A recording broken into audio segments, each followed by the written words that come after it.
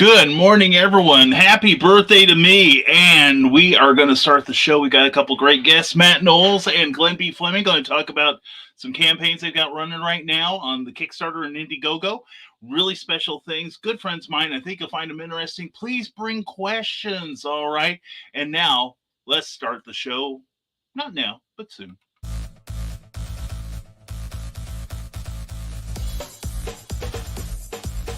Thank you for watching Nevermind the Furthermore, a Rising Tide broadcast.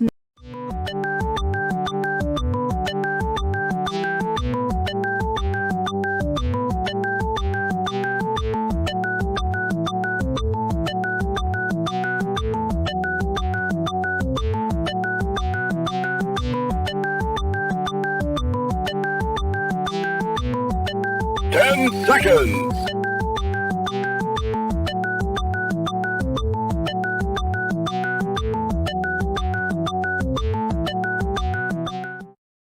Now comes the part where we throw our heads back and laugh. Ready? Ready! How dare you!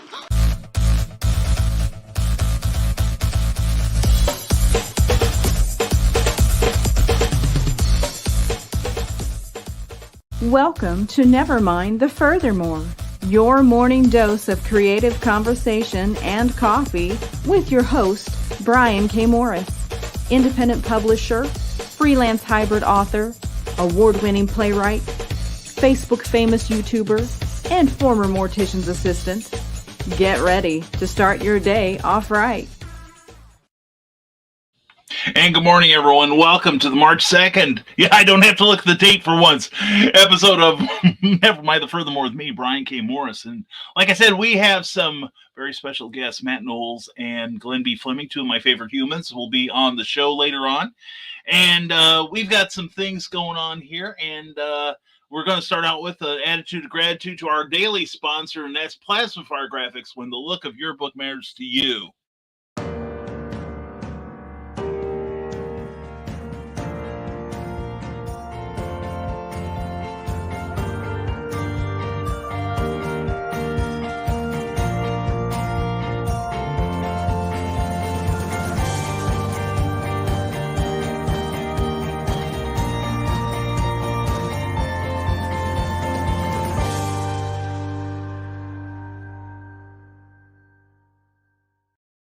A great book deserves a great cover. That's going to help sell it, right? And if you want to sell your books really well, then you got to get Plasma Fire Graphics onto your side. They've got a great array of, you saw some of the covers that they have in that promo right there. Well, go to their Facebook page and look at some more. All of them have been published. They're really awesome. Then go over to plasmafiregraphics.com and contact Jeffrey Hayes directly and find out about his indie creator-friendly pricing, okay? He does a variety of graphics that will suit you, and you can afford them. Trust me, you can't afford not to. It's plasmafiregraphics.com. Plasma Fire Graphics, when the look of your book matters to you, because it definitely matters to your readers. And we also are part of the Rising Tide Broadcast Network, 7 days a week of entertainment and information. Tonight, it's Wednesday. I'm going out to dinner. Nothing's on. Anyway, check us out tomorrow. We've got a great group of shows, Comics Unlimited with Glenn B. Fleming, Ted Davies, followed by Comic Book Spectrum at 7 p.m., then Stupid O'Clock at 9 p.m., and Last Man Standing at 11. Check us out, and please sign up for our Facebook page and get all the latest info on there. Also, thank you to our Patreon supporters who help fund this show and other ventures, and we appreciate their support. And if you'd like to get your name on this card, check out what we offer you at www.patreon.com/Brian K. Morris. And welcome to what we got going here. I've got all kinds of things going on. First of all, it is my birthday, and for anyone who wants to ask, I'm not shy about my age. I am 66. I just turned 66. Actually, officially, I will turn 66 at 11:27 Central Time tonight. That was when I was born. Today is also the day of birth of Dr. Seuss, comic and TV writer Mark Evanier, John Cowsill of the Singing Cowsill and the Beach Boys. Also, all kinds of cool people, and then me. And speaking of cool stuff, I want to put up something here. I really would like your help with something. I don't ask much, I hope.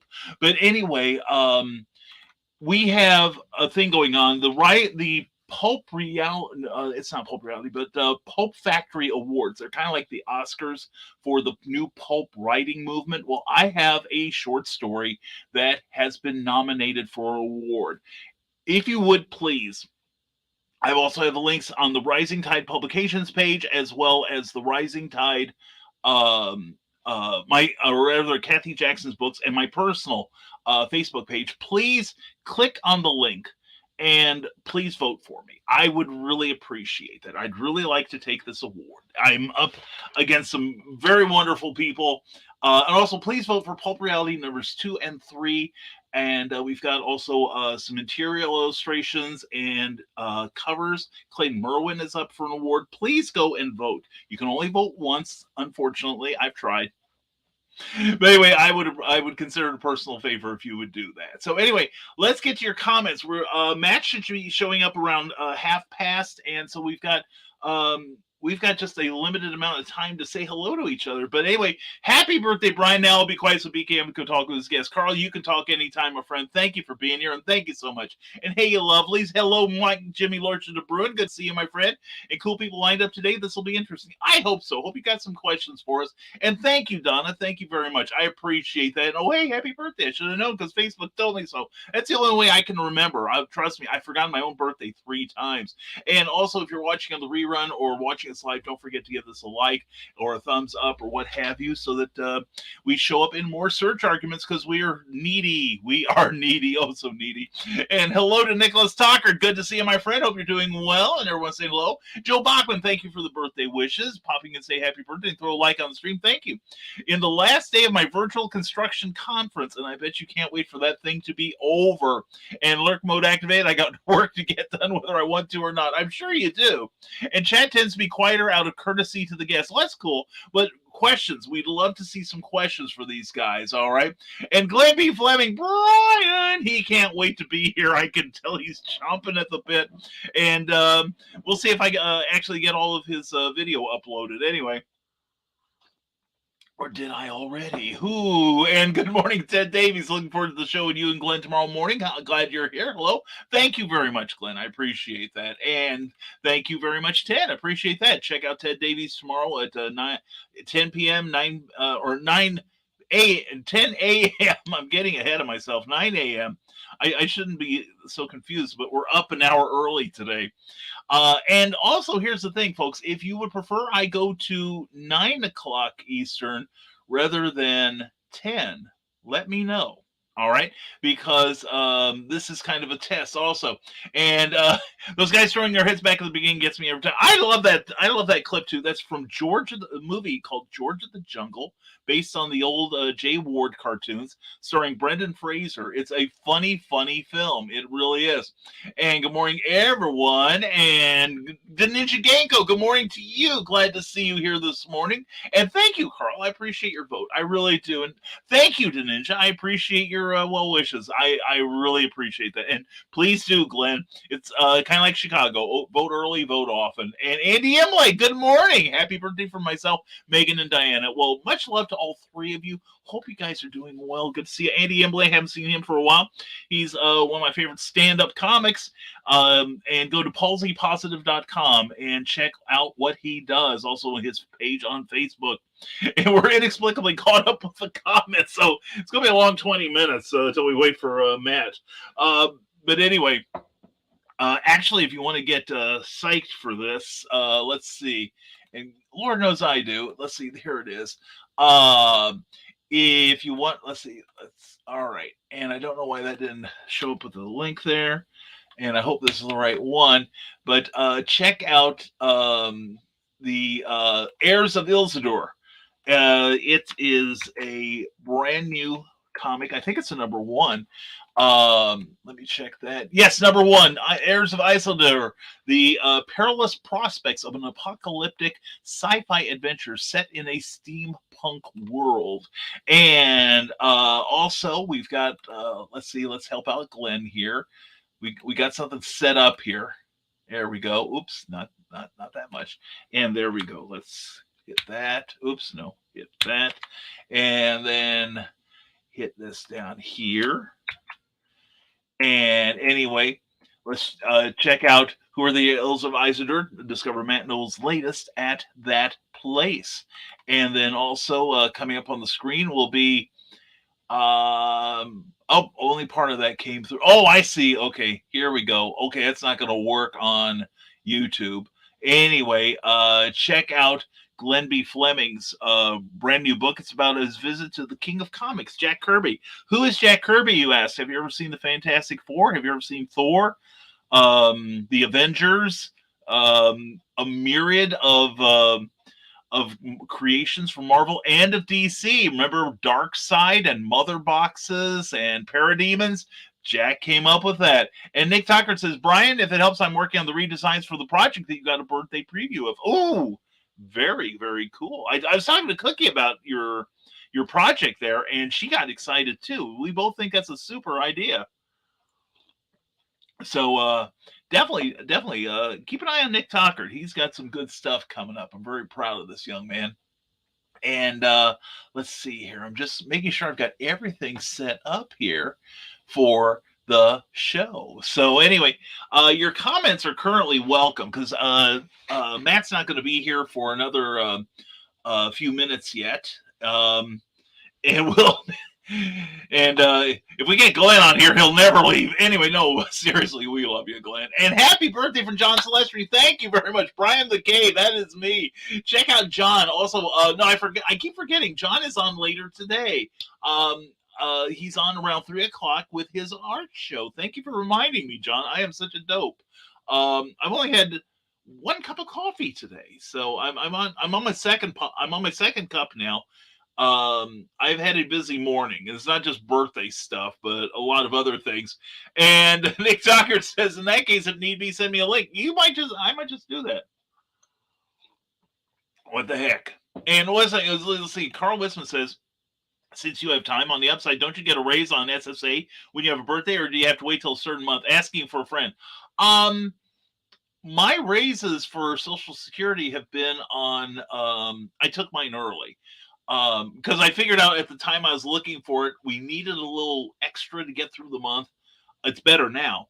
But I looked at what I was going to be getting from SSA at that time, which is like about a year or two ago, about a couple of years ago, and what I would receive if I waited till I was 65, and the difference was negligible, so I took it.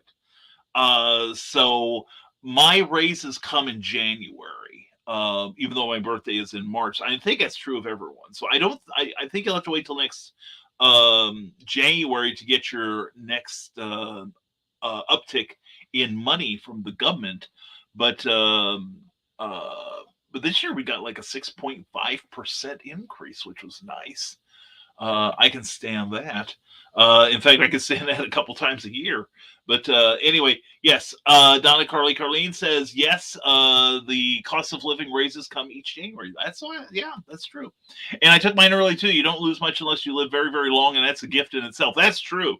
That's true. I don't think I have to worry about that. I'm likely to get shot in the back by a jealous husband, I think. So, or if I keep getting nominated for awards, I think my heart will give out. No, I was very surprised. The short story is For Snow Ambition from Bobby Nash and Ben Books. I was totally flabbergasted when I saw it. I came off of the Dastardly Dingoes podcast last night with the rest of the Comic Book Spectrum guys, and please check that show out last night. It was really, really good and a lot of fun. We had a good time. But I got offline, and the first thing that popped up in my feed was Charles F. Milhouse had sent me a link to the Pulp Reality contributors page and found out that I'd been nominated for this award. So, and Donna says, I took mine early because Carl was getting tired of sharing his cigars. Had to become independent there, did you, young lady? And if you vote already, please post voted here. There we go. Yeah, well, that'd be great. Thank you, Carl. Great idea. And Carl says, good, she's not mooching anymore. Anyway, yes, please vote for me on the Pulp Reality, or for Pulp Reality 1, 2, and 3, and also for me at best short story of the year for Snow Ambition. So please check out that link. I also have that link on my profile page on Facebook, as well as Twitter, and on Kathy Jackson's books page on Facebook, as well as the Rising Tide Publications page. So I would appreciate it if y'all did that thing. That would make me really happy, and probably scare everybody. It's like, who the hell is this Brian Morris, and why is he suddenly getting all these votes? So here we go. And let's see. Okay, here we go. Glenn Fleming says, I often wonder where my dad's pension went. He didn't live long enough to collect it all. That after jumping out of a C-47 on D-Day. Family should get it. In our country, Glenn, the spouse or direct heir of the person does get it. I don't know how it is in your country or how it works with your military on the pension, but that's how it works with our Social Security. That if something were to happen to me, Cookie would start getting the money. Well, Cookie gets the money anyway. But and if we had somebody designated, then they would get the money. But I don't think it goes much past that. And not posting voted because Carl said to do it. Never tell a redhead what to do. That's right by Jingo. Know your role, right? And that is odd, Glenn. At least a widow's pension. Yeah, you'd think so. And one of my favorite people, Lacey Lemke. Happy birthday, mwah, Lacey, and thank you so much, sweetheart. I appreciate you, and I appreciate that. Hope to see you on the road sometime this year. We're going to start. In fact, this Saturday we're starting our literary assault for 2022, and we're going to be at the Baymont by Wyndham in Kokomo. It's at 1709 East Lincoln Road in Kokomo, Indiana. I'll be there along with Molly Daniels and some other great guests. Bring your want lists, and we'll have some new publications, including the Batman books that I've contributed to, and a couple other things. So please come visit us. We've got some fresh material. And my mom and dad were divorced at that point. Okay, then that might be the reason why. I don't know. If your dad remarried, if the system works similarly as to how it works here, then you might check with the military and see what's up with them. Her Royal Majesty thanks you for your contribution to her retirement fund. That's right. When the Queen is buying more COVID masks, your dad helped pay for that, Glenn. And voted. Thank you, Nick Talker. Much appreciated, brother. Much appreciated indeed. So anyway, take another drink, Brian. Okay. And neither remarried. Okay. If again, not knowing the rules of the military over there, Glenn, then I would think any children that your dad, if he didn't remarry, if he didn't have an heir he named, you and any of your siblings might have a case to get some. So, and Carl got it right. That's right. Yeah, pretty much. That's pretty much what happens with unclaimed money here in America. I found out something interesting, Glenn, about our Social Security system, that I believe it was created like through the FDR, the Franklin Delano Roosevelt administration in the 30s and 40s. And it was intended to help retirees, of course, who didn't have any other pension. Well, the thing was, they said, well, we are going to set the base age at 65. Right, that you could collect your Social Security. Well, the thing is, at the time, the longevity rate at that time was 66. So they figured you paid into this account all your life. You turn 66, you die sometime not long after, which means I better watch it this year. And then the rest of the money goes back into the system to pay for everybody else. So unfortunately, most retirement systems in this country have been pretty well abolished. I know the state of Illinois' retirement system, the state legislators treated it like a checkbook. Anyway, dipping into it when they feel like it. And Keisha Acup, happy Thanksgiving. Keisha, I am grateful every time I see you. Mwah, good morning to you, darling, you beautiful person, you. And who will be with me at the Peoria Indie Author Book Expo in June, I believe it is. And she specifically requested to sit next to me. Oh, she doesn't know what she's in for. And the Illinois Treasurer, says Carl Witzman, says that they are holding $30 that my father left and I can claim it. It only costs $70 and lots of paperwork to collect and keep it. Yeah, it's that's like, I used to own Marvel Comics stock. Now they were on the verge of bankruptcy, so I bought the stock because I knew it'd be cheap. I got a comic book with the annual stock report in it. That was kind of cool.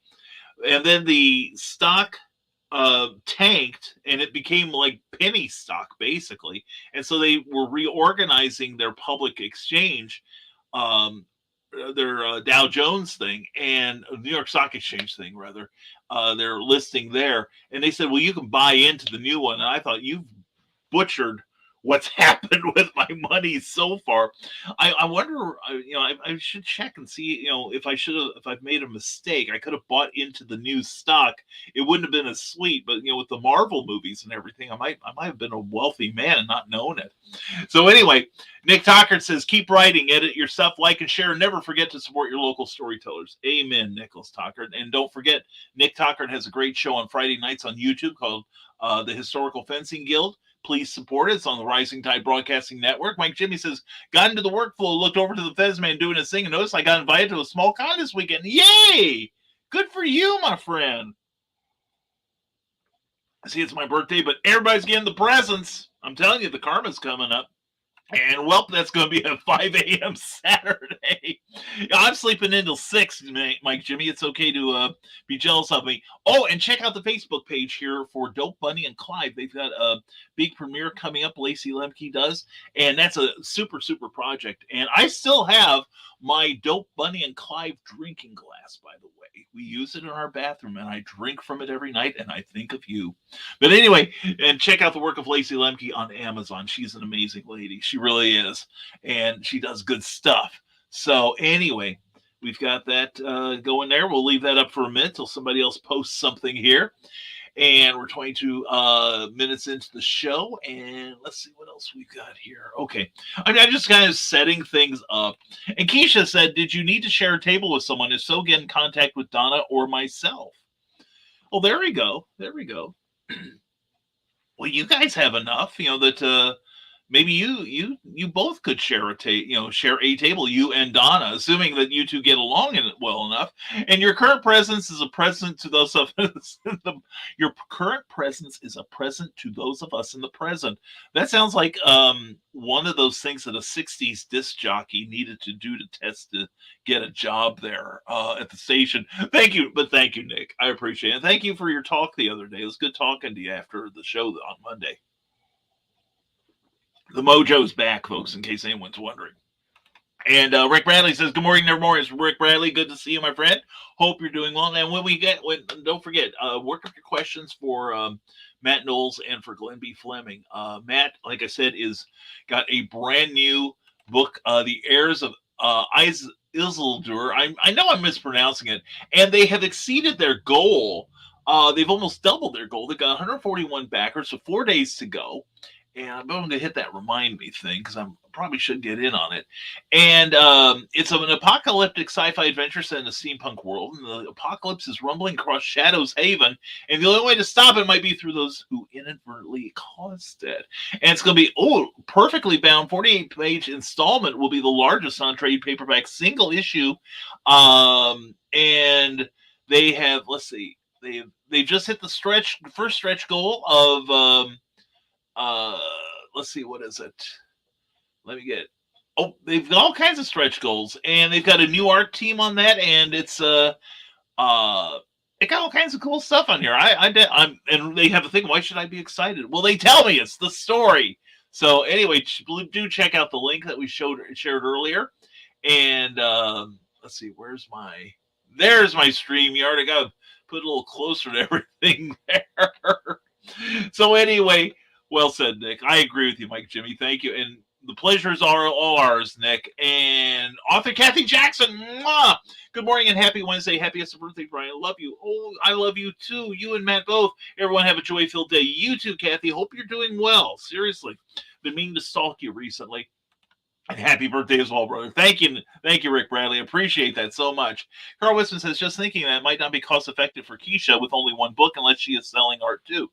There is that. And Nick Tockard says, is there a solid source for finding out when and where conventions are actually being held?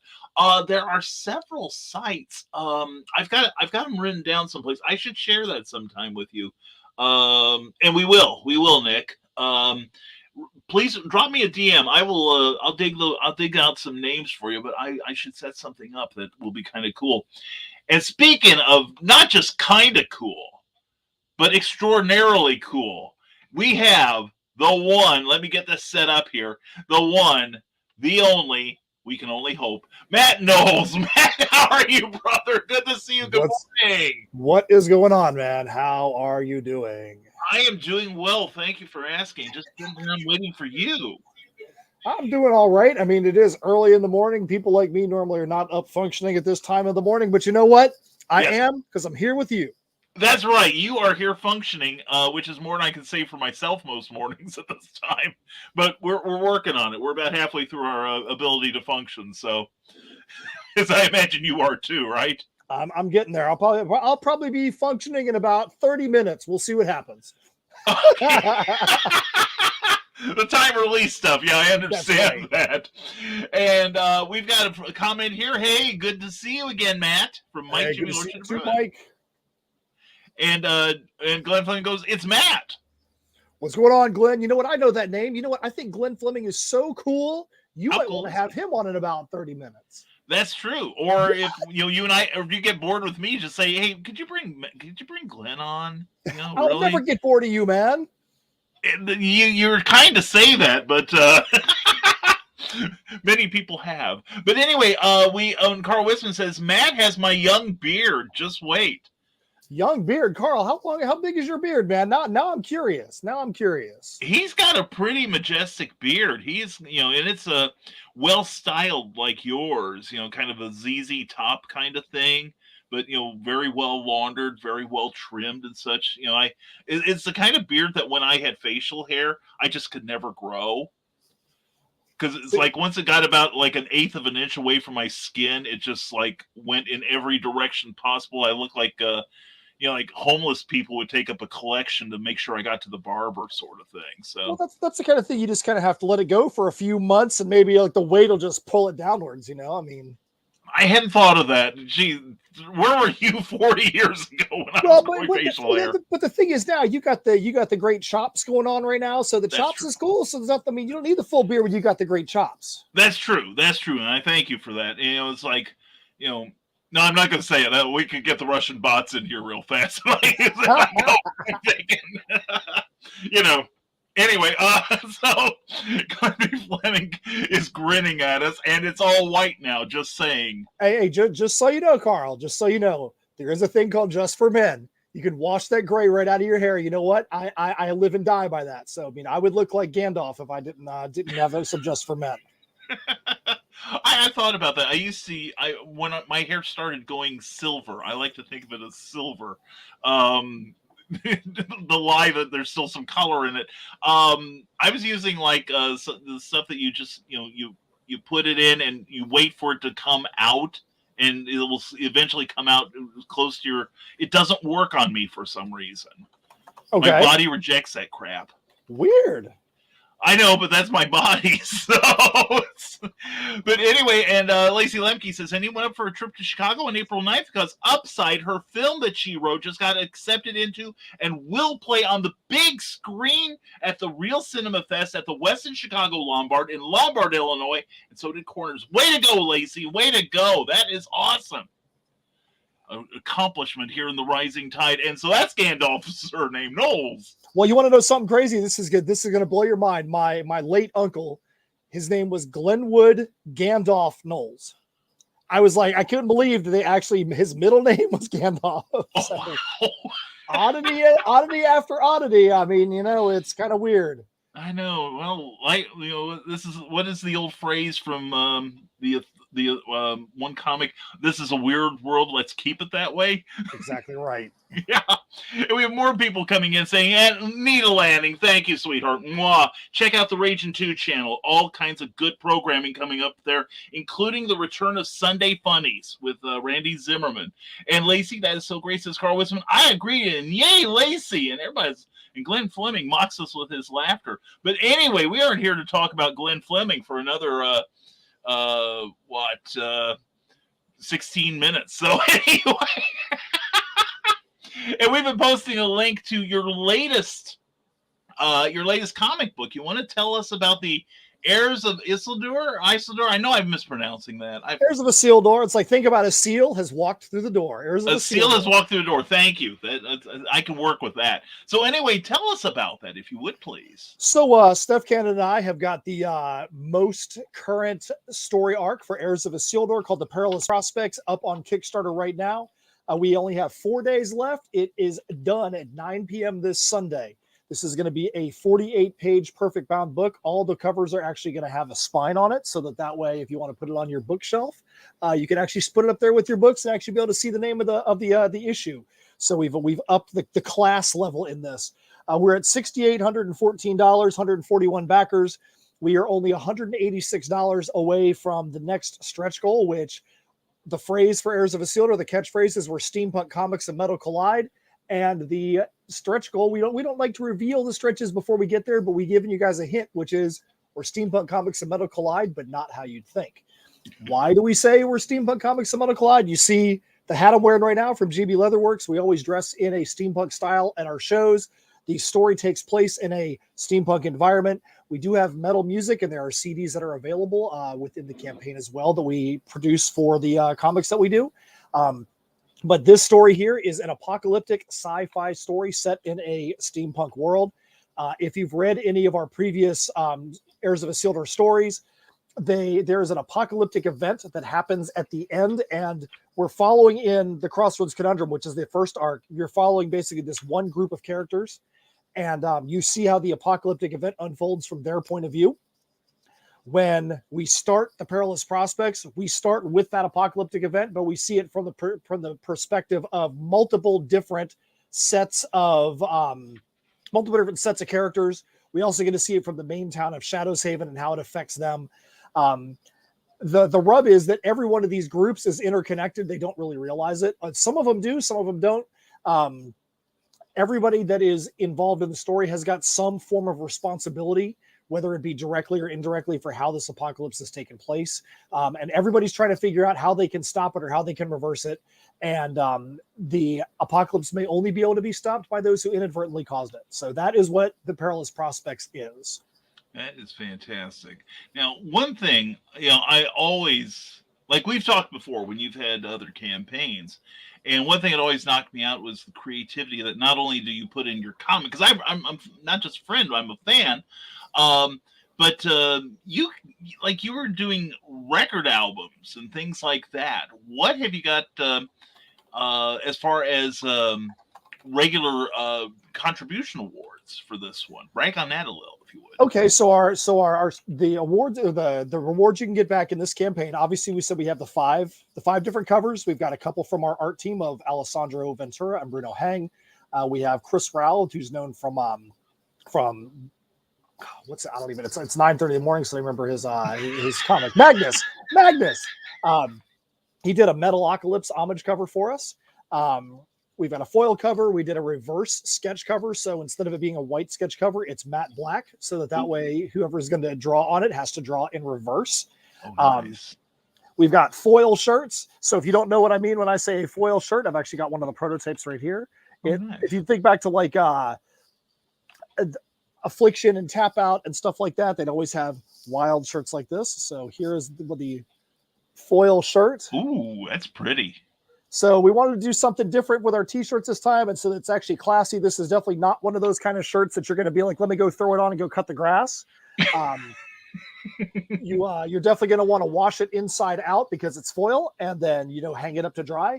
But we wanted to do something that was going to be neat. If somebody wants to class up their t-shirt, somebody wants to say put on your nicest t-shirt, we know this has got to be the one at the number one in the closet. We're doing crazy socks that have the same logo on there. We had some socks printed up for our last campaign, Misfitz Clubhouse, and they came out fantastic. So we decided to do that again. One of the things that was at the very top of the campaign, and as you see, like I said, I'm wearing a GB Leatherworks custom-made hat. They always do custom-made work with us, and we always try to make that leather work that they do somewhat meta, where it's something that you can utilize in your own real life, but it is something that's got a meaning in the campaign. And this time we did Michael's Traveler's Pouch. Michael Isildur is the main character of the entire series, and in the Crossroads Conundrum, he always talks about having his Traveler's Pouch with him. And so we decided this time we were actually going to make the Traveler's Pouch, and it's going to be branded with our the Times of Change logo. So it's actually going to be engraved in the little pouch on the front. There's 5 different versions of that. So you've got 4 different ones that are colored, and then one that's called the Eccentric Craftsman. So that means whatever the mood of the guys at GB Leatherworks are that day, if they're like, hey, you know what, I want to get some see-through material and some glow-in-the-dark material and some wacky stuff over here, then that's what they're going to put together. We've had a bunch of people that have gotten that Eccentric Craftsman because they want that one of a kind. One of the other things that we do in our campaigns is we always do post-campaign incentive drawings. And so if you were in the first 50 backers, or you were someone that was in before we got to funding or different things like that, your name is going to be put into a top hat at the end of the campaign. And we're going to, draw names, and whoever's name comes out is going to get an extra incentive. And one of those things that's going to be in there for a specific level of backer, I think you had to back for over $30 or more. Everybody that does is going to be in that top hat to get a special custom one-of-a-kind Michael's Traveler's Pouch that will only be in that drawing. So you're talking about something we're selling in the campaign for $50 that you have a chance to be able to have added to your incentives. Mm-hmm. That's very cool. And I'm seeing things like trading cards and all kinds of things. Now, I also, something I really come to appreciate from Kickstarter in recent months is the add-ons. Yes. That you can pledge for the main thing you want. And if you want more of something, or you want something that's maybe offered at a different level, but you can't really see your way to going up to that level, you might be able to snag some of it, later on, at the add-on stage. Yeah, that's something I absolutely agree with you on that. We try to make sure that everything that we have ever done is in the campaign somehow, whether it's in a tier, whether it's in the add-ons. The add-ons have actually helped to simplify things a lot for us, because before we used to have to be like, we got to go make every combination of tiers. We'd have like 80 tiers, or more like 50 tiers. Right. But yeah, you're right. We've had people that have, hey, they want to get a, cover B, which is Chris Rao's Metalocalypse homage. And then they're like, oh, you guys did challenge coins, and you have a challenge coin that's up there from a previous campaign. Let me go pick that up. Sure. We have Tales from Nocturnia books. We have people that have pledged and gotten our book from Misfitz Clubhouse, which is our all ages title that's on Scout Comics. And, somebody's like, oh, I missed that campaign, so I need to get that book too. Mm-hmm. We try to make it as easy as possible for people to get whatever they want. We try to make it one click away, whether it's a tier that's got it, whether they want to get drawn in, whether they want to get, whatever oddity combination. And then we tell people, hey, if what you want you don't see, just contact us. We had people last campaign, or maybe it's a campaign before, they were like, hey, I want to get this thing, but I don't see it. What do I need to do to make that happen? And we just jumped up there and made a tier for them. Why not? That's what we're here to do. We're not in the sales prevention department. We're here to make it easy for you guys. Very good. Very good. And then I saw something when I was scrolling through there about a post-campaign drawing.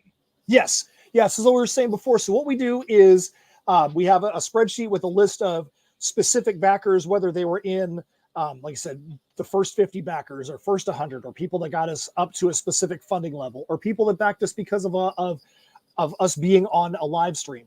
We'll have those separate lists, and then about a week after the campaigns, or a little bit, whatever Steph and I can get it scheduled, because this time a week after the campaign ends, we're going to be actually guests at a show in Jacksonville, Florida, so we wouldn't be able to do it then. Mm-hmm. But after the campaign is done, after all the credit cards have been verified through Kickstarter, we'll schedule a date, and we'll line up. I've got 10 top hats over here. We line up all the top hats, and we put names in there. And then it could be, you could win, you could have a copy of Misfitz Clubhouse added in. You could have one of our foil covers that we did 2 years ago, just extra incentives. You could back cover A and find yourself with a Michael's Traveler's Pouch from GB Leatherworks that, we're selling for $50.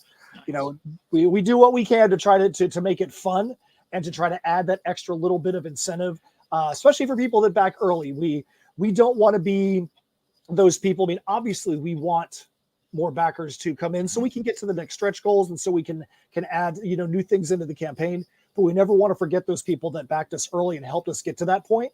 So if you're someone that backed early, you're probably going to find your name in multiple top hats. And we've actually had people that where, we pulled their name in top hat 1 and we pulled their name in top hat 5. So good for them. They got multiple extra incentives. Very cool. Very cool indeed. That's the one thing I love about your campaigns is just, you and Steph put so much energy into it, and so much, creativity, not just into the comic book, which I dig. I got the previous Isildur, yes. Yeah, I think you got Nightmare Scenario. Yeah. Yes, and that was cool. That was an awesome book. And I put my reminder in to get in on this before it ends because I have the attention span of a gnat and everyone else is starting their campaigns right now. So anyway. It's good you bring up Nightmare Scenario just so people understand how this world has unfolded. Mm-hmm. So the Crossroads Conundrum was the main story arc. That's the one that turned into a 268-page trade paperback. After Heirs of Isildur, because the pandemic hit and we were doing Tales from Nocturnia, a lot of the focus went to Tales from Nocturnia just because we were on a roll with that. And then we knew when we did the metal album, the last time we did an album, we did custom vinyl, which we're still waiting on. That's a whole different story. We did custom vinyl, CDs, MP3s, and then a story called Nightmare Scenario. And what that is it is a bridge issue that fits in between the Crossroads Conundrum and the Perilous Prospects. There were so many cliffhangers and so many threads at the end of the previous story that we were having difficulty figuring out how to start the Perilous Prospects because we're like, there's so many different spots you could be in. And we didn't want it to feel like back when The Walking Dead was good. Right. And they had like, oh, we're gonna have, episode 1 is going to be from this character's perspective, and episode 2 is going to be this one, and episode 3 this one, episode 4 this one, and then episode 5 you're finally going to see all these people back in the same story, and you're like, dude, I forgot who this guy was. So we made Nightmare Scenario as a bridge issue between the two arcs to answer some of the most compelling cliffhangers that were out there. Mm-hmm. And because we were able to do that, that meant when Steph and I actually constructed the Perilous Prospects, we could jump right in. It actually was very cathartic for us because when we pulled that out, we're like, oh man, now we have got direction. We can really jump right in to what we need to do in the Perilous Prospects. Good. Now, if you're someone that is like, hey, this sounds cool, but I'm intimidated by having to go back and read all this other stuff, we tried to make sure that we created the Perilous Prospects. So if you didn't even know that there was all this other stuff beforehand, you're going to be able to pick up the Perilous Prospects and enjoy the story. We try to say things like, if you turn on Mandalorian or you turn on Book of Boba Fett, you don't have to have seen all the 9 or 11 theatrical movies that happened for Star Wars. Right. They've designed it so you can enjoy it as a standalone series. But if you know all the other things, you have this extra fleshing out.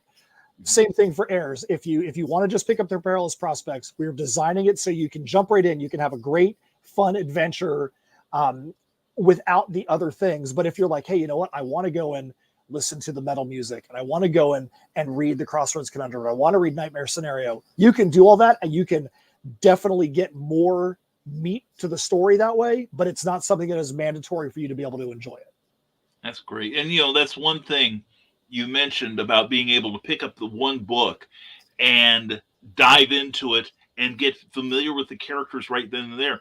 That, pardon me, has been a bugaboo of mine for years about how a lot of comics are written in that if you think that every book is somebody's first book, that they pick it up and maybe they don't know how Spider-Man got their powers and somehow they were ignorant of Krypton just, blowing up and everything. They still need an entry point to figure out just enough information to get them to understand the character and the world they live in. And we have hit on this frequently in Comic Book Spectrum Thursday nights at 7 p.m. on the Rising Tide Network, #always promote. And so, it does my heart good to hear that you and Steph are doing it. And by the way, we keep mentioning Steph. Steph, we're going to get you on this show eventually. When you wake up and see this, my apologies again. It just did not work out again for me, and that's on me. But anyway, explain who Steph is and why she is so amazing. Okay, so Steph Cannon is the other half of Insymmetry Creations. Everything that I write, everything she writes is under the Insymmetry Creations umbrella. She and I have been doing Insymmetry Creations for a little over 4 years. Both of us were creative writers and creative content creators before we met.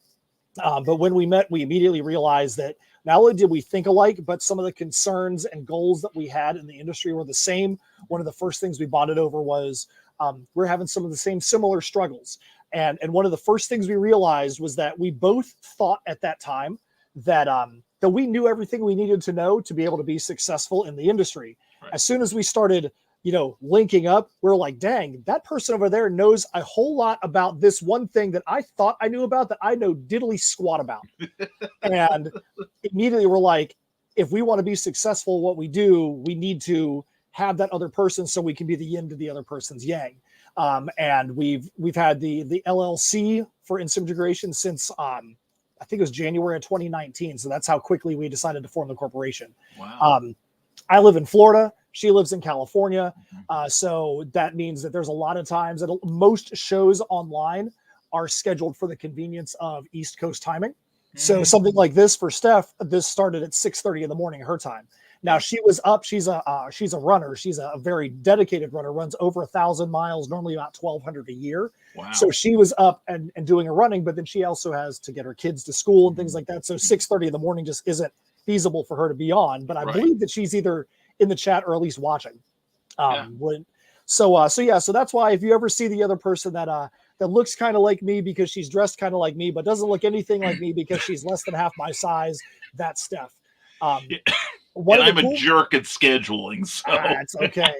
One of the cool things that Steph does, so we have different things that we bring into the pot. We have our stories, Heirs of Isildur, Tales from Nocturnia. We're writing Misfitz Clubhouse for Scout Comics, which on, I think it's May 11th is when the first issue of Misfitz Clubhouse is going to come out on Scout Comics.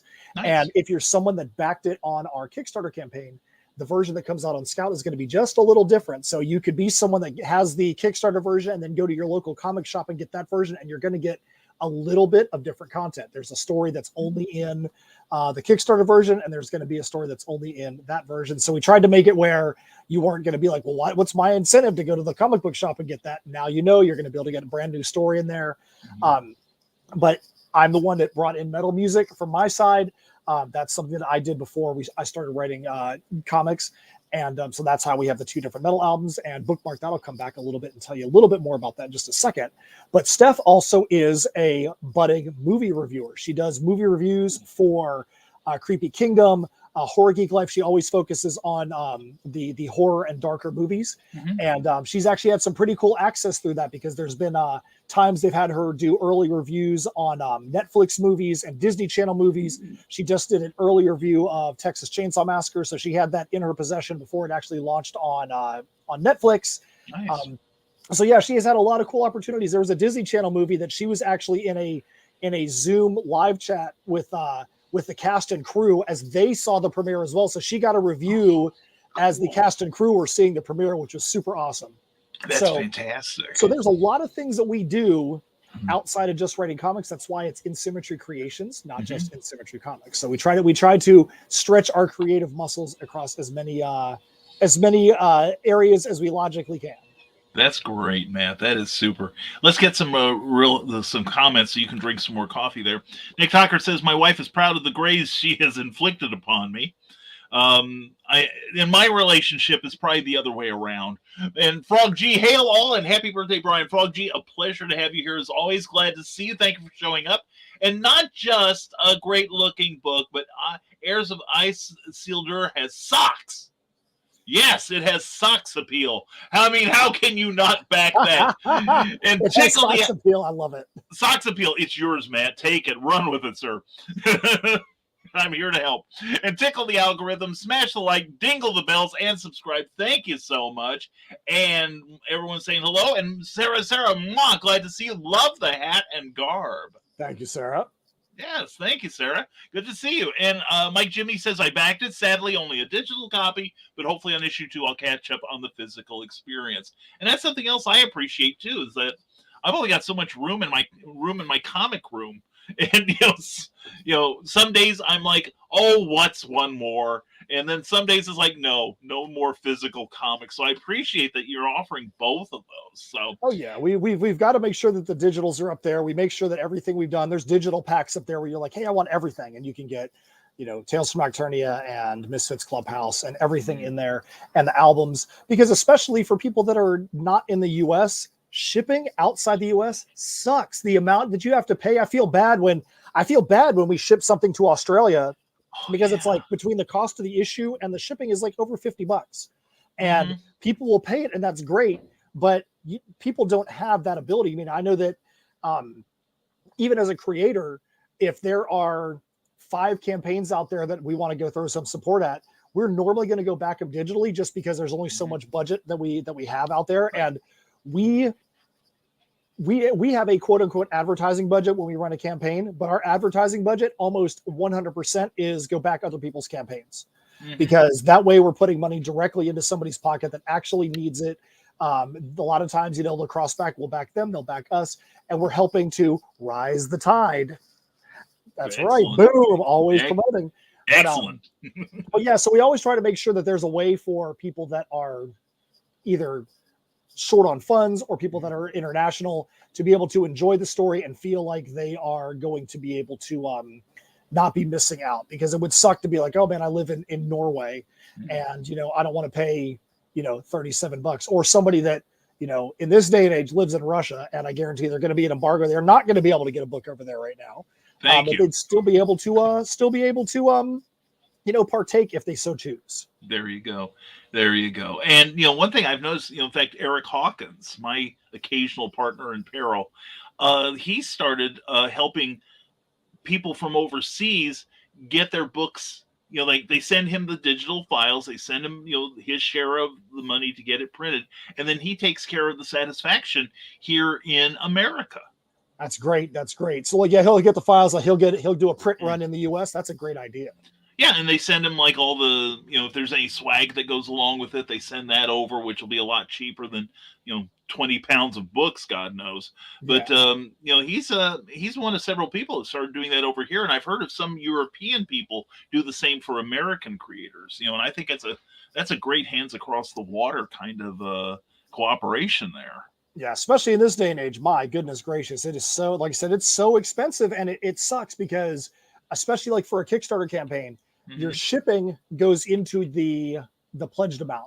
So let's say that Brian K. Morris lived in Antarctica and he wanted to get an item shipped there. Yeah. The $13 for the perfect bound book, good morning, Eric, plus his $37 or $40 would actually go into what it shows in the pledged amount. So even though it looks like the amount has gone up, there's so much of that is shipping. And we always keep a spreadsheet to the side. Every single person that comes in, we put it onto our own spreadsheet. We don't wait for Kickstarter to tell us, especially with all the add-ons. Right. And in a campaign like this, we've already got over $500 that has been pledged just in shipping charges. Wow. So there's that 6814 includes over 500 in shipping right now. So that's a lot of money that is going to the USPS on these campaigns. So we always want to find ways to be able to get around that, give people digital copies that is zero shipping, and have some fun with that. Yeah, excellent. And we've got some other people coming in. Eric Hawkins, good morning to you, my friend. And from that's a small press publisher says Matt. And good morning to you. Good morning to you, Joe. And Joe and Glenn, I see you sitting there. We will get you soon. And from the Desk of a Small Press Publisher, how is the undefeated and undisputed 2-time Pitches Be Crazy champion? So, oh man, so let me tell you. So I am the undefeated, undisputed 2-time Pitches Be Crazy champion. If you've never watched Pitches Be Crazy, that's on Indie Vault on Saturdays, 2:30. And they will have 2 people that are creators with Kickstarter campaigns going on. And they'll throw a pitch your book as if you were you just won the lottery, or pitch your book as if you were a mad scientist. And I've been on there twice and I won it both times. That's because I lose, as you could probably tell, I get very extra when I do that. I've got a box of props. And so they're like, you're going to pitch it as this. And I turn the camera real quick. I look through the box of props, put on wigs or put on something stupid. And then I'll pitch it in costume, just something really quick. But you know what, though? I do have something to tell your listeners right now. Yes. So right now we're at 6814, 141 backers, 4 days to go. If by the time this broadcast ends, we get 5 people, whether you are a brand new backer or you increase your pledge by $1, I will on camera sing Brian K. Morris happy birthday in the sexiest Elvis that I possibly can. I will do it on camera. If we get 5 people to either increase their pledge by $1 or as a new backer, I will sing to Brian K. Morris, and I will sing it in a way that is going to make him want to love me long time. It's going to, he is going to feel all gushy inside. So just remember that if you can do that, then you guys are going to be able to get some Brian K. Morris love on this broadcast for his birthday. Well, there you go. And who says I don't feel gushy already because you're here? You'll feel gushy-er. Oh my goodness! I hope I have my hail pail close by when that happens. Anyway, Eric Hawkins says, "Yep, I get the funding and fulfill all the items and send the leftover funds minus my fee, of course." See, this is working out and doing a solid for another creator. That is very cool. And let's see, does this? I don't know if this updates automatically, but we will check this. We were at 141. We're still at 141 backers, but even when we bring out Glenn B. Fleming, who is waiting in the wings, we'll I know Matt will keep track of that. I will. I want to sing to you, man. I want to be sung too. I mean, and yes, there we go. Sarah says a spine licking song. Now, we mentioned the spines earlier. Maybe I'll get a physical copy of this and I'll lick the spine on it too, Sarah.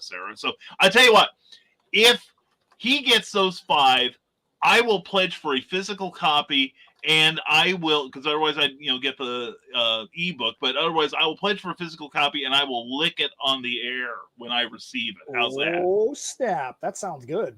Oh yeah. My God, we're making spine licking sexy again.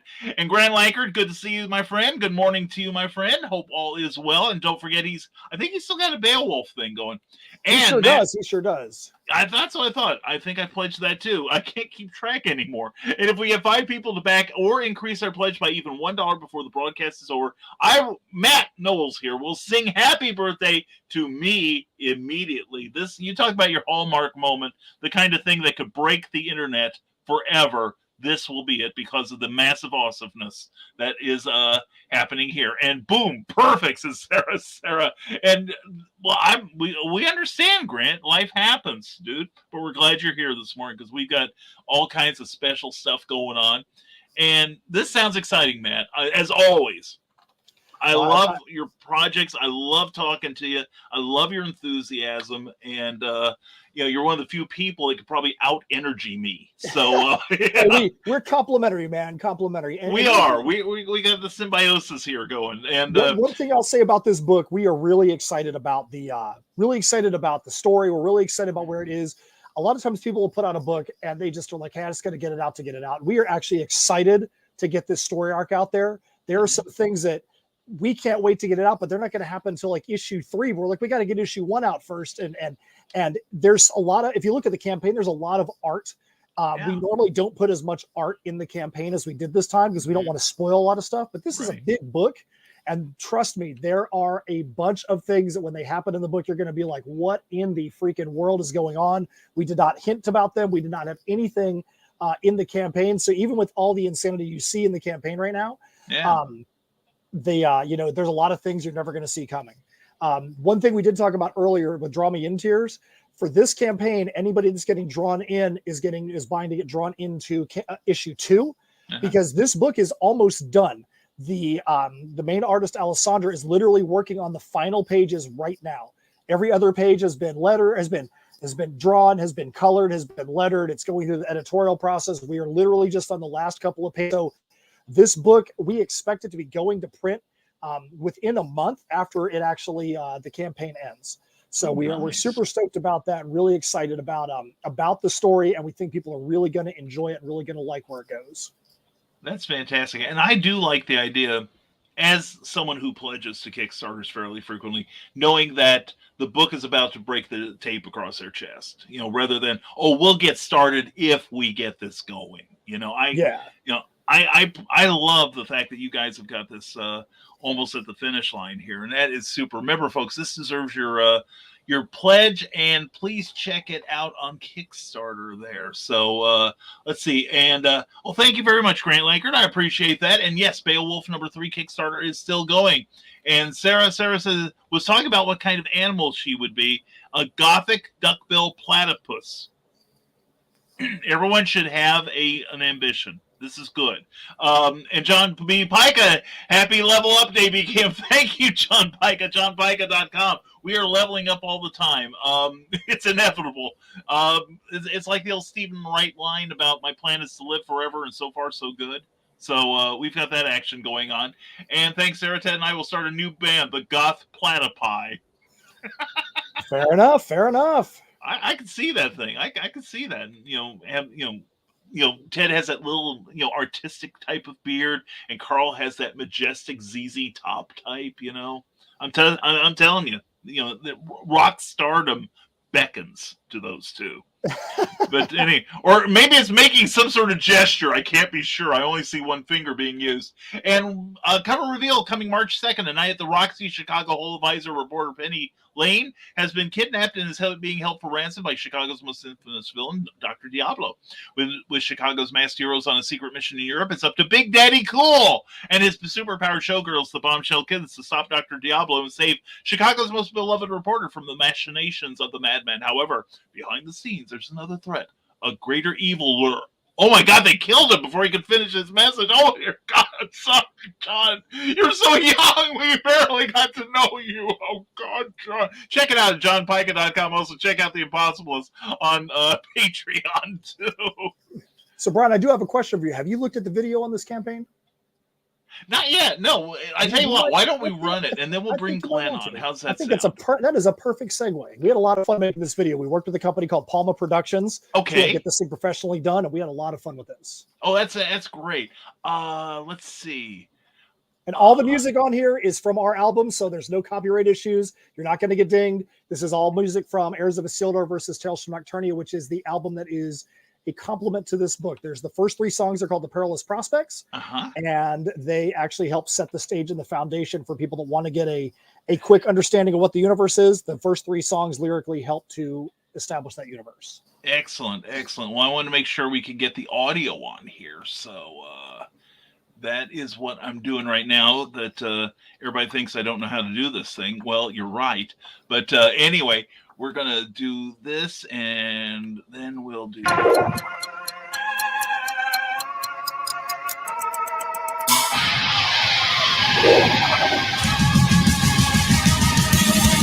everyone, this is Matt Knowles and Steph Cannon from Symmetry Creations. There's not much time. We've got some important information for you. We've got to tell you about our brand new Kickstarter campaign for Heirs of Isildur, The Perilous Prospects. This 48-page perfect bound book is the first part of an apocalyptic sci-fi story arc set in a steampunk world. The apocalypse is rumbling through Shadow's Haven. The only way to stop it might be through those who mistakenly caused it. We are super excited to be able to unveil to you our brand new art team of Alessandro Ventura and Bruno Hang, who have helped to bring the universe of Heirs of Isildur up to the next level. We've got super cool variant covers and glow-in-the-dark stickers. And don't forget the cool shirts.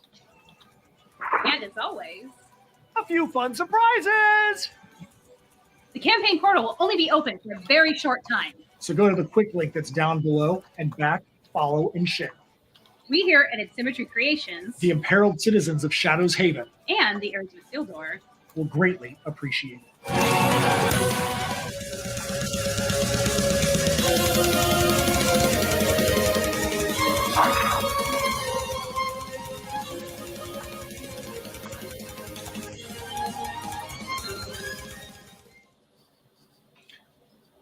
That is cool.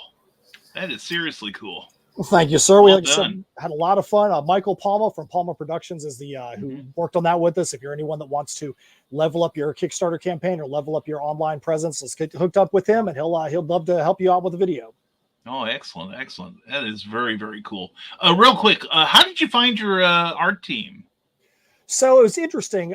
For this book, the artists are both in Brazil. We always will, if we see an artist that's really good, Steph and I'll be like, oh man, look at this guy. If we ever have an opportunity, maybe this is someone we want to work with. And we had the opportunity, and Alessandro is somebody we reached out to, and he was willing to work with us. And he asked us immediately, he's like, do you guys have a colorist for this project? And I said, we do, but do you have some ideas? And he said, I've got a friend of mine named Bruno that has done a lot of big time things. Bruno, if you look at the credentials he has, his bios on the campaign page, the credentials he has are outrageous, the kind of stuff that he's worked on. And he's like, I'd really like to get my friend Bruno on here. And Bruno, great guy, nice guy. They both live in Petropolis, Brazil. And wow. And so it was interesting because the kind of chemistry that Steph and I have as writers, they have the same kind of chemistry as an art team. So there will be times where they've actually had conversations about specific elements in the art, and they've said, okay, well, maybe Alessandro is the one that has to draw it in the inks, and then Bruno's just going to color it. Or there's times that Alessandro will leave an element kind of out, and then Bruno will create it in the colors, so that way they're being very efficient. And it's been neat because they've had conversations that we're not even privy to, just to try and make sure how can we be the most efficient and make this page look the best that it can with the talents that the two of them have. So it's been kind of cool having a Brazilian counterpart that does the same thing we do with their chemistry. Oh, that's awesome. That is fantastic. Oh, I love that. Real quick comments here. Michaela Jade can't stay to play, but want to say hi. Mwah. Check out the Tidbits and Scribbles from Monday night. It was awesome. I was on it. Tune in anyway.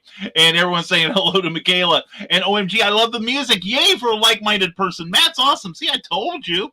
There was one day I saw Matt in a panel 3 times. This man's been busy. And you know what? She saw us in a panel 3 times, and one of those panels was with you. It was last campaign. I did 3 in a day. And that's right. That's right. That's so, right. Oh, look. Oh, I see a good comment coming up. Yeah, and Michaela, one pledge without reward done. Singing may occur. And John B. Pike says, we don't talk about Bruno. And Grant Lankard saying hello, and he's drinking coffee this morning, but decaf.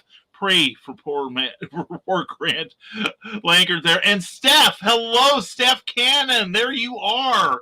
How you doing? And one day, Steph, we will have you on this show. It's just that this has been a bad week for scheduling, but I appreciate Matt and Glenn taking time out of schedule. One day we will have you on, Steph. I'm looking forward to that. And been watching this whole time, but couldn't comment until now.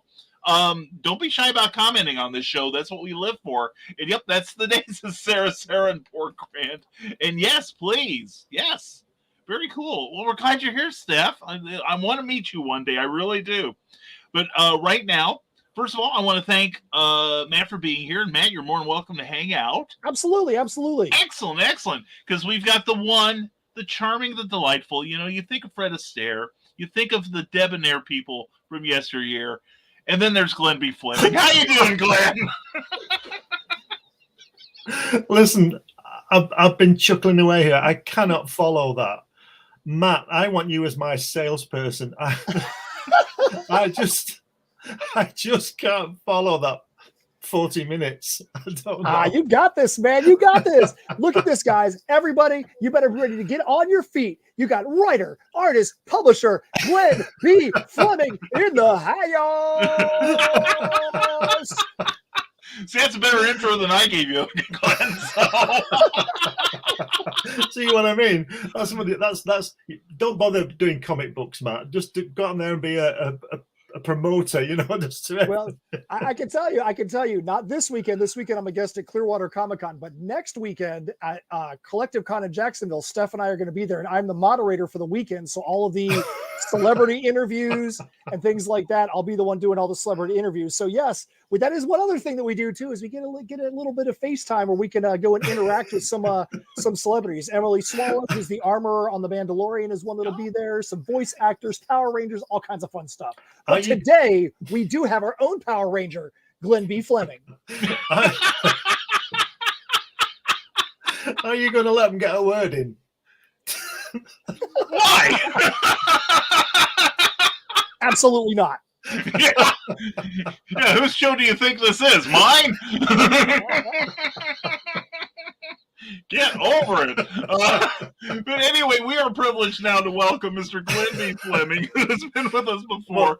Well, I'm going to be the epitome of the reserved Englishman, I think, over the the American brilliant presenter there. Well, you just wait, because we could turn you into a Were Matt or a Were Brian. The full moon is coming. And you'll sprout hair in all kinds of places. I can't tell you because there's rules in this country about that sort of thing. But you'll start sprouting the hair. You'll get a really cool beard. So I had a beard once just to show that I could grow it, and it lasted about a month, and it never been seen since. And you haven't missed it either, right? No, not at all. Too itchy for me, too scratchy.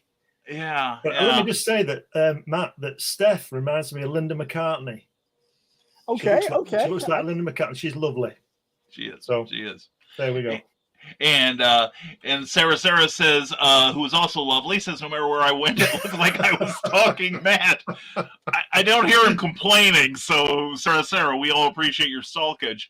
And Steph says, trust me, everyone, you want to hear Matt sing Happy Birthday. We are only what? Oh, I gotta get this off the screen. Looks like we've had one person is back and one person increased by $1. So we've got. Come on, Matt, you've got to do it anyway. You've got to do it anyway because it's Brian's birthday. So just do it anyway. Do it now. Let's see what happens. Let's see what happens. We got three. Yeah, we gotta have the incentive here. And I went up against Matt on pitch. Oh, pitches me crazy. I kind of knew it was a lost cause.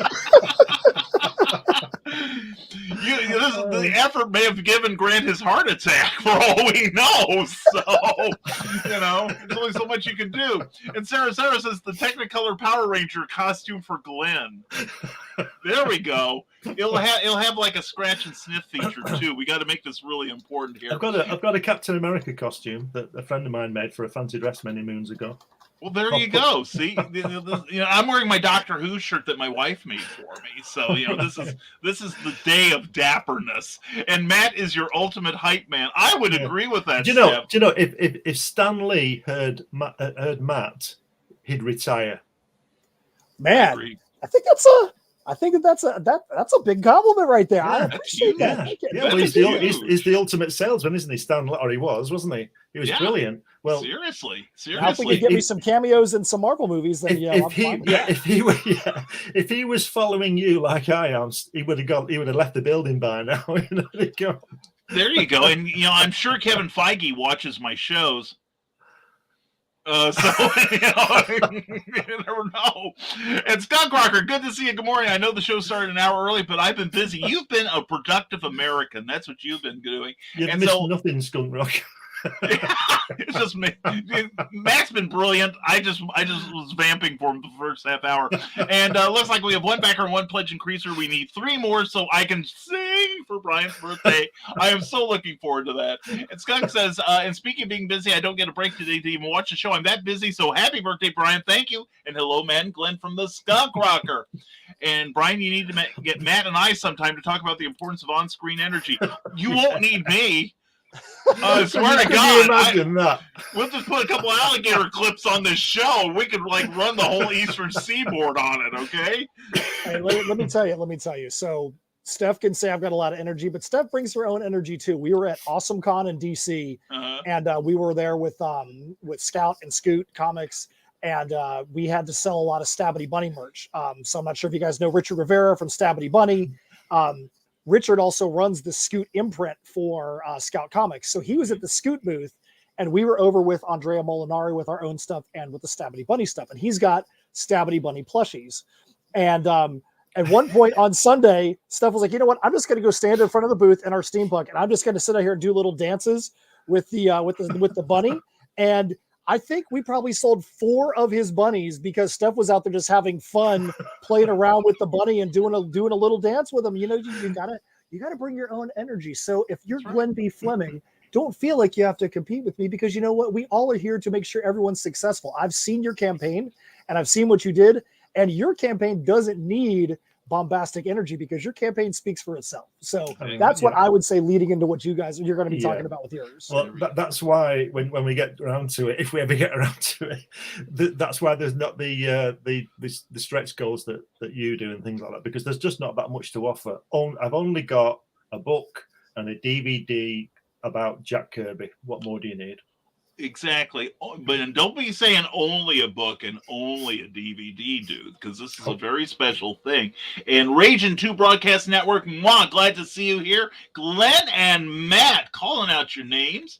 And Sarah, whoa, ginormous compliment. And I'm an additional muscle relaxer this morning, so don't mind my being like a noodle. I must after yesterday. Sarah just got a new job. And everybody knows the first day is a little bit draining, and she's paying for it today. And thank you, Steph. I appreciate that. And I appreciate your being here and getting up this early, because I know how it is on the left coast. But anyway, Glenn B. Fleming, thank you for being here, brother. I appreciate you being here. I can go now. I've enjoyed the show. It's brilliant. I was thinking I could leave, but anyway, so don't need me anymore. But anyway, I tuned in for Brian Morris, and I got Stan Lee on speed. There we go. Yeah, that's right. On steroids here. I'm telling you, folks. Well, we need somebody. It's like there can only be one. It's like Highlander or the carrier of the cross here. We've got to have one person here to carry on the tradition, and I think we've got a major candidate right here on my left here. So, and yes, I can keep it straight. But anyway, anyway, everyone's saying hello to each other. But Glenn B. Fleming, tell everyone why you're here. What have you got? Well, I've just launched on Indiegogo my book. Here it is, my book about my meetings with Jack Kirby. I went to his house many moons ago. Obviously, now he's been dead a while. And I produced this book. And I also filmed part of the conversations I had with him. And I put them on this DVD, which you get with the book. So there's no sort of stretch goals and artwork on this pledge. It's just the book and the DVD. But I went to see Jack twice. I sought him out. I found out where he lived. I contacted him. And I went to see him and had the most amazing time meeting the creator of as far as I'm concerned, the creator of the comics universe that we know and love today. Mm-hmm. And I produced this book, and it's got lots of photographs in it. I had lunch with Jack there. Went round to his house and talked with his beautiful wife, Roz, and all this kind of thing. And that's my artwork on that desk. He gave me a fantastic art critique on it. There he is with Roz. Yeah, she's a really lovely lady, and spent many hours with him on 2 occasions. And I decided to make this film. The film was released a few years ago to a selected audience in a local theatre, and this is the final cut because I've added stuff that I thought was lost, and it's also got the Q&A after the theatre release on it. So it's almost 2 hours long. It's got me waffling on about Kirby and how I met him and all that kind of thing. And you can read it all in here as well.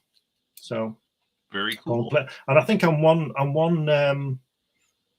pledge off meeting the goal. So if anybody wants to go, just have a look around there on Indiegogo, they'll see it. Yes. In fact, I'm about to put your link up here. There we go. This is why I need a producer. So anyway, and we'll take Glenn off the screen there, and let's put this there and put that there, and here we go. And we had it earlier. Enter the court of the king of comics with Glenn B. Fleming at this address here, so that you can get the DVD, you can get the book, and also the book has a transcript of what goes on the DVD, and it is literally with pictures and all about a great meeting with one of the greatest men that ever lived, that ever put pencil to paper. Literally, the great Jack Kirby. Yeah, and it's like, it's funny, you talk to, I call them civilians, outside of the comics field, and you mention somebody like Jack Kirby, and they go, "Oh, what did he do?" Yeah, and it's more like, what didn't he do? That's exactly right, and that's the part of the problem with the whole thing, isn't it? That everybody thinks that other people created this stuff, and he was at least co-creator on just about everything. Certainly at Marvel, you know. I mean, it had nothing to do with Batman or Superman, but he created or co-created Fantastic Four, Avengers, X-Men, Nick Fury, Black Panther, Eternals, New Gods, you name it, he was there. The most incredible artist I think who ever lived, and well, certainly comics artist.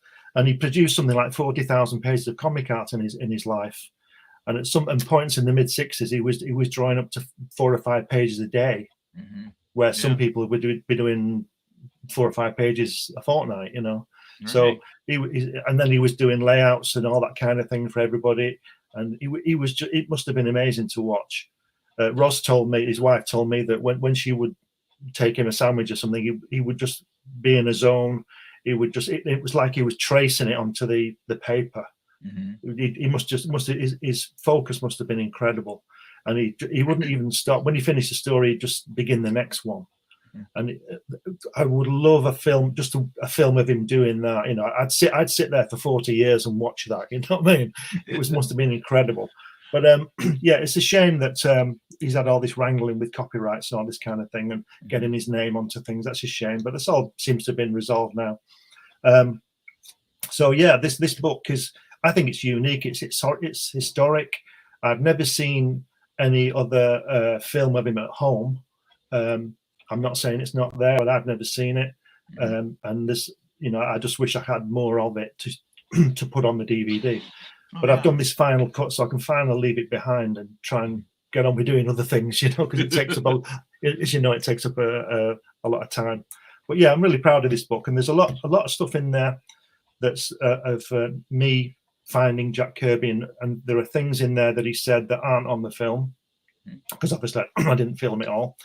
And yeah, and you get transcript of the film, you get transcript of the Q&A, and you can watch it on the DVD as well. So it's a unique and historic package as far as I'm concerned. Really, you know, it's never been done before. Yeah, and go for it. Well, speaking of go for it, I got the thing uploaded, Glenn. Glenn and I have been ribbing each other all morning about this. But Glenn has a brand new video concerning this, and we're going to run this right now.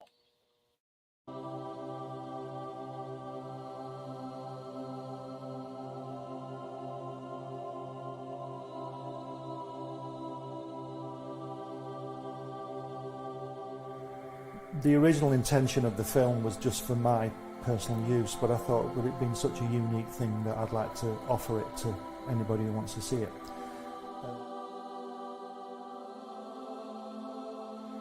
On the first visit, Jack took us into his another room, separate room, and there were these brown parcels full of artwork piled up, and he said to me, "You draw like I do." We were in the studio for 5 hours, you know. It was fantastic. And there's this, he's got this desk, and everything he's ever drawn has come from this desk. And then I would just go with the flow, and that's what this film is about. It's just a unique film of him. He says, "I beat you." He says, "They say we came in under the dead heat." He says, "That's not true, because I beat you." And the American said, "Well," he says, "if you like to think so," he says, "but I know the real story." He says, I know I clearly won that one." See? Well, Joe is 6'3", and I was a run, say, from the Lower East Side. And being Joe's partner was an advantage to me, because Joe was believable, you know. They would talk to Joe, and the Goodman brothers would get to know him. Martin Goodman owned Marvel at that time. He went to his mother and he says, "Look, Jackie got a job drawing." He says, "They're paying him part, they're paying him money for drawing." He says, "Suppose I go with Jackie." He says, "And he says, they'll pay me money." He says, "I'll draw and they'll pay me money." He said, "I'll give the money to you," which we did. We gave it all to our mothers. They called me from Nassau. You know, I lived in Long Island. And they say, "Would you like to come down and draw these guys and train?" I swear, this is not a story. And I said, "Yes, of course, I'd love to come down." And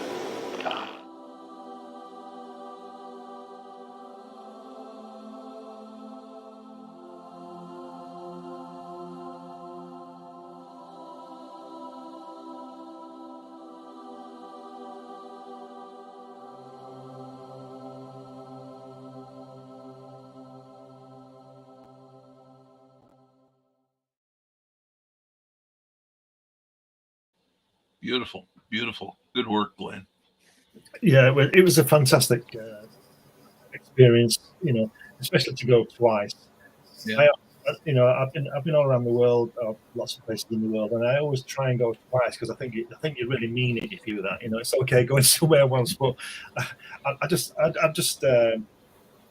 sought him out and I found out where he was, and I rang him and I spoke to him, and he said come over, and I could come over and all that kind of thing. That's what happened. And the sad thing was, after the first visit, I said to him, I'm going to come and see you again, and he said you will, and I did. And I was just about to say it to him when I was leaving the second time, but there was an interruption and the sort of moment was gone, and I didn't say it, and I didn't go again because he died a year or so later.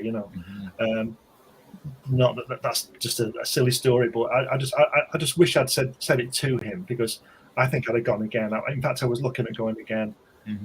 Obviously just before he died, and it was sad when he died. But yeah, the book is, I'm really proud of it. It's but the thing about this book is that it's real, you see, because I've always said through my career that you don't have a real, but if you publish a book, and I've published a few, they're not real until they're in a hardback. Well, this is a hardback, so this is a real, and as Matt was saying, it's got a spine.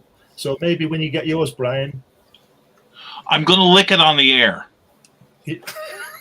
I am. It's for Sarah. It's for Sarah. Has it not arrived yet? No, it's supposed to arrive today, but my mail person doesn't show up for another 1, 2, 3, about 3 hours minimum. Plus, we don't have an efficient mail service anymore like you've got over there in the mother country. We do. No, we don't have an efficient. We used to have a 2-tier system. We used to have first class and second class. First class was guaranteed next day, and second class whatever. But now you pay first class and it's not guaranteed. So everybody just pays second class. What's the point? Yeah. But anyway, when Jack said I put in the book the pages that I showed Jack that I'd drawn, which prompted him to say, that's from a story that still remains unfinished. I should get around to doing it. Yes. Do it. No, that's nice. That's nice. And that's what, 30 years ago or so? Or yeah. These were drawn in 1985. Oh wow. So I created it with a friend of mine, and we never got around to finishing it off. It's a great story, but the thing is, you see, I don't want to commit myself to producing a 72-page graphic novel, because I need to earn money and do other things as well, and it would take me a year to produce that kind of thing. But now, if I was going to do it now, I'd be doing it in full color and all sorts of things, so it would take me even longer. But yeah, what I'm thinking of doing is making a prose book of it and doing illustrations for it. That's what I was thinking of doing, because it's easier to write prose than it is to draw pages. I'll vouch for that. Yeah, for me. Yeah. But it's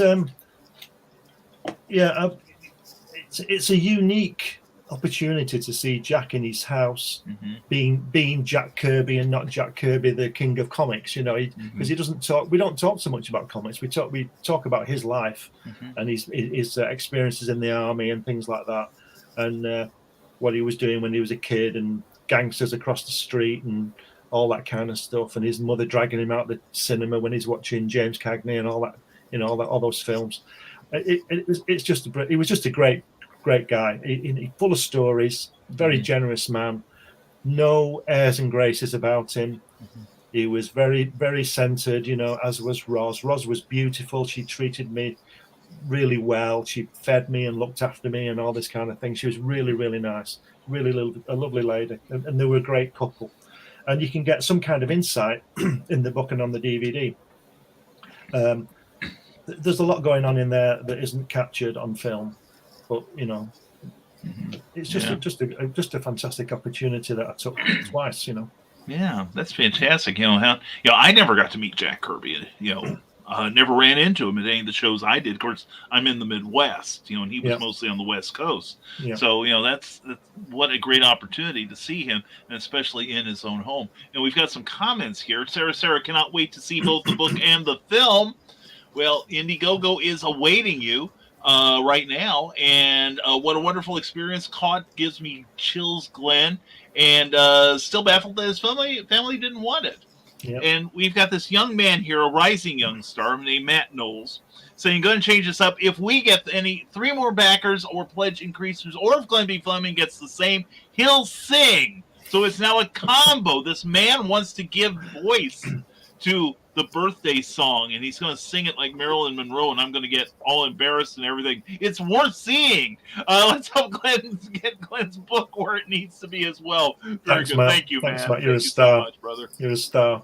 You're the best. Yeah, And what? No cake? That's later. Cookie's going to take me out for cake later. And woo, I'm mind blown. Poor Sarah. And good morning to Teresa Dunn. Mwah, glad to see you here. And how sweet of him to invite you into his home, the most intimate place for many people. I'm amazed and so happy for your wonderful memories in his sacred space. And I was noticing something that I hadn't seen before, and I have seen, some of the footage. The background when he was standing talking to you, I saw a couple Shazam awards up there, I believe. Yeah, there's all sorts of things. Yeah. Yeah, and what was that on the back wall by his, on his right side? It looked like old detective comic covers. Yeah, they weren't original covers. They were just they were covered. They were sealed in plastic. All these crazy people who seal their comics in plastic instead of reading them. Well, these were from the 40s. These were from the 40s. So I think he was even I think he was even forerunner in that kind of thing, But yeah, but there was a fantastic piece of artwork on the wall, which you'll see, which was from Boys Ranch, a double page spread that he coloured.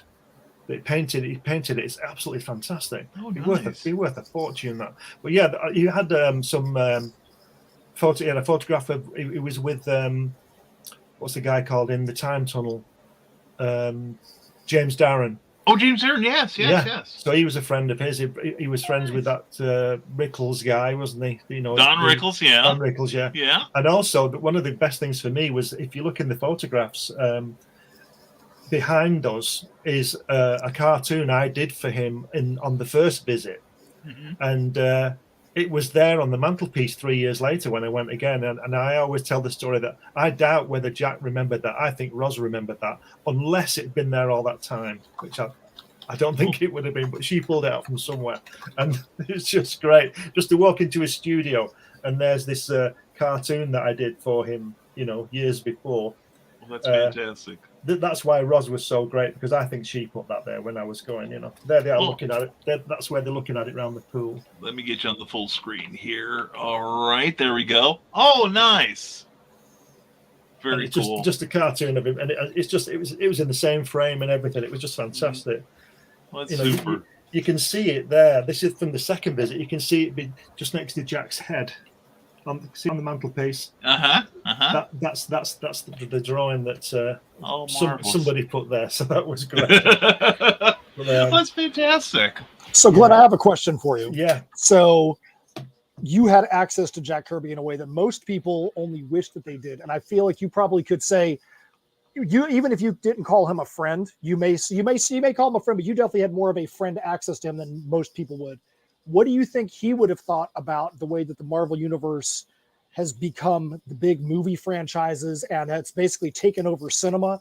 What do you think his opinion would be of seeing these characters that he created brought onto a big screen the way that they have been?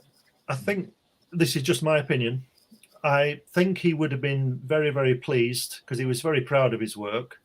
But we all know the troubles he had with the copyrights and all that. So I think there would have been a bittersweet experience. Had he got the credit that he should have done while he was alive, which is criminal, I think. But I think he would have been really proud of it because he was proud of his work, and he should be. He created just about everything we see. So yeah, I think he would be very proud. I think, and again, this is just my personal opinion. I've not seen all the films. I don't watch them now. But the best thing on Captain America, when he's in the elevator and he jumps out the window. When he jumps out and he comes down with his hands like that. That's pure Kirby, that shot, isn't it? Where he's coming down with his shield. I think he'd love that. I think he would. I think it'd be really, really he'd think, that's me there, kind of thing. But yeah, I think he would have been proud of what people have been doing with them. Can you imagine when he was probably sitting there doing his drawings, creating those characters? He probably had no thought. I mean, cinema wasn't what it was then in today's day and age. Could you imagine if he was like, I'm going to draw this character now, and this is going to become like a multi-billion-dollar franchise, worldwide? He probably never even had that thought, but to know that you can be doodling on a piece of paper and become that, that's wild. Yeah, I don't think anybody was thinking this is going to be worth $1 billion in 40 years' time. Nobody thinks that way, I don't think. Certainly not artists. He's too busy doing it. He's too busy. Like I said, he's drawing 4, 5, 6 pages a day. He's doing layouts for other people. He's doing all the covers. That man must never have slept for 10 years, during the 60s, because we've all seen the stuff, and he had some great inkers on it and all the kind of thing. And Stan Lee's words on it are a bit cheesy, but they work well. Stan Lee's good at writing dialogue, and they're excellent. They are the best comics ever produced, in my opinion. And there's so many people today who owe Jack Kirby their living, because of what he did. He made it available to everybody, and we just follow in his footsteps, as far as I'm concerned. And there'll never be anybody like him again. And people like Steve Ditko was a fantastic artist as well. And you've got Frank Frazetta and all these people, but I don't think that they're anywhere near Kirby. I think he's in a league of one, number one in a league of one. Mm-hmm. Yeah. Well, I can tell you, my brother just passed away 2 weeks ago, and had a chance to spend some time with him when he was on his deathbed. And anybody that came in, he had words prepared for him. He could barely breathe. He was texting, and one of the things he said to us at that time was, "You're not on this planet more than you've ever been on this planet." So even the greatest historical figures that are out there, their legacy is what has lived on more so than the time that they were on the planet. So he's like, think about, are you leaving a legacy? What is it that is going to live on past your physical life on the planet? Here's a guy, like I said, that literally had hours to live.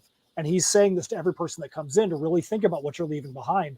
And I think in this situation, you said these are things that were done in the 80s. These are videos that happened decades ago, and it's still living on. And he's probably more popular today than he was when you had these meetings with him. So here's a guy that probably has got the biggest legacy of all time in comics right now, that's even growing even more than Stan Lee. So that just goes to show the prophetic words that my brother had there, that here's a guy that, his legacy has lived on so much longer than he probably ever thought it could. Yeah, sure. Yeah. You see, I'm just so grateful that I got to see him, and I got to see him twice. I mean, I made it happen. I mean, he didn't ring me up, but I just feel that I just took an opportunity. I found the opportunity, I sourced the opportunity, and I took the opportunity. And I think that's what you have to do with your life, because I always say that we're here for a good time, not a long time. And like you say, Matt, you want to leave some kind of legacy. I want to leave this somewhere, this film somewhere, so people can see him talking, talking at home, not being Jack Kirby comics man, being Jack Kirby the person. And that's what I think this achieves this. And he tells some great stories. And I was so privileged and so honored to be there. And the way they treated me, even now, 30 years on, they didn't have to do that, and they invited me in. I was going for 5 minutes. I just wanted to go to his house, shake his hand, and come away. I was there for 6 hours. They gave me lunch. They took me in the studio. They showed me around everything. He let me open those envelopes that I was talking about on the film. I was pulling out artwork from 1961, Kid Colt, that he hadn't seen, that he hadn't seen since he put it in the envelope when he sent it into the office. And he was letting me open it, and I couldn't believe it. And there was all this stuff. I saw Fantastic Four pages, New Gods pages, all kinds of stuff. And there was an interesting thing, because are you familiar with the cover of the Hunger Dogs? The graphic novel that ended the fifth world cycle. Fourth world. Yeah. Well, that was painted by Greg Theakston. Mm-hmm. And I've got that, obviously, and I got Jack to sign it and all that kind of stuff.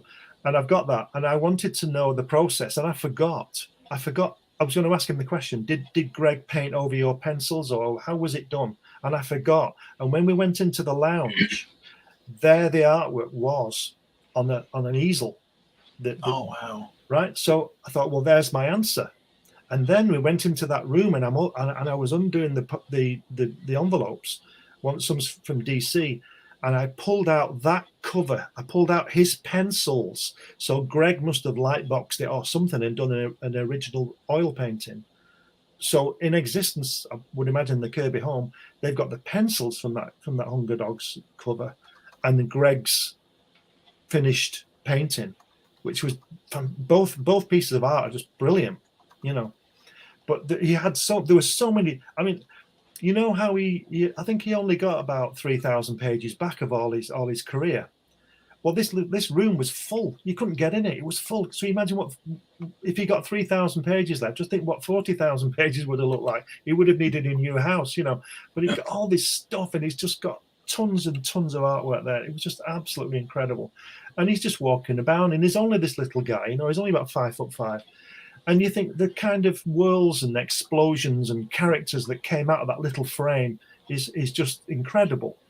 You know, like he says in the film there that Joe Simon was 6'3". Well, I'm 6'1", and if he'd have been 6'1", you'd have believed where all this stuff was coming from. Do you understand what I mean? But he's this tiny guy, and he's really, really tough, and he's really solid, you know.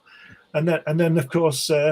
FDR unleashed him on the Germans in the Second World War, didn't he? So God knows what they thought about that, you know. But he just told some great stories about his in the service and when he was a boy and all this kind of thing. Well, that's something because you mentioned he talked about his service, and I've read some articles that Jack did not talk about his military service all that much. Then he was involved in some pretty horrific stuff. Yeah. There was one story where he was out in Bastogne, you know, the Battle of the Bulge, when they were all freezing, and he was out he was a scout, and he was in this Jeep, this Willis Jeep with 2 or 3 other guys, and they came across these Waffen SS, who Kirby says were the worst. You know, they'd hurt you, you know, and they were peering over this rise, and there was about 100 of these Germans. And one guy said, "I'm going to get the captain." They could clearly see the captain talking to his soldiers, his men, you know. And he said, "I'm going to get him." And they're saying, "No, we've got to get the hell out of here, because if these guys get us, we're done. You know, they'll do all sorts to us." And he said, "No, I can get him. I can get him." He said, "You'll never get him from here." So he fires his rifle, and he gets this guy in the head, right? Yeah. So all the troops, all Germans, they all go crazy, and they caught them. And they started roughing them up and beating them up, and they thought, "This is it, we're done now." And then all of a sudden, all these mortar shells came over. So all the Germans dispersed, and they just got in the Jeep and drove off quick, got out the hell out of there, you know what I mean? And there was another story, this isn't in the book, there was another story where Jack was standing next to his captain, and a Tiger tank or something fired a shell at the captain, and he just disappeared. And Jack ended up in another room. It blew him through the door into another room. Well, that could have been Jack, couldn't it? You know, I mean, just incredible stories, you know. That's fantastic. That's fantastic. Well, we've got some more comments here real fast. Finish it, Glenn, talking about your unfinished story there from the 80s. You still have the time. You have the time now, but tomorrow is another day. That's true. Right. Yep. And I have one of those, says Comics Talk with Pops Van Zandt. And thank you so much, Pops. Appreciate the well wishes. And done, Glenn. And Matt is going to have to warm up his vocal cords, it sounds like. And look at all these superstars. Where? Well, these two, yeah, but we're fine, Ryan Permisson. Glad to see you, and thank you very much, my friend. I appreciate that. And burn, Ryan. And snap. Glenn got a backer. That's true.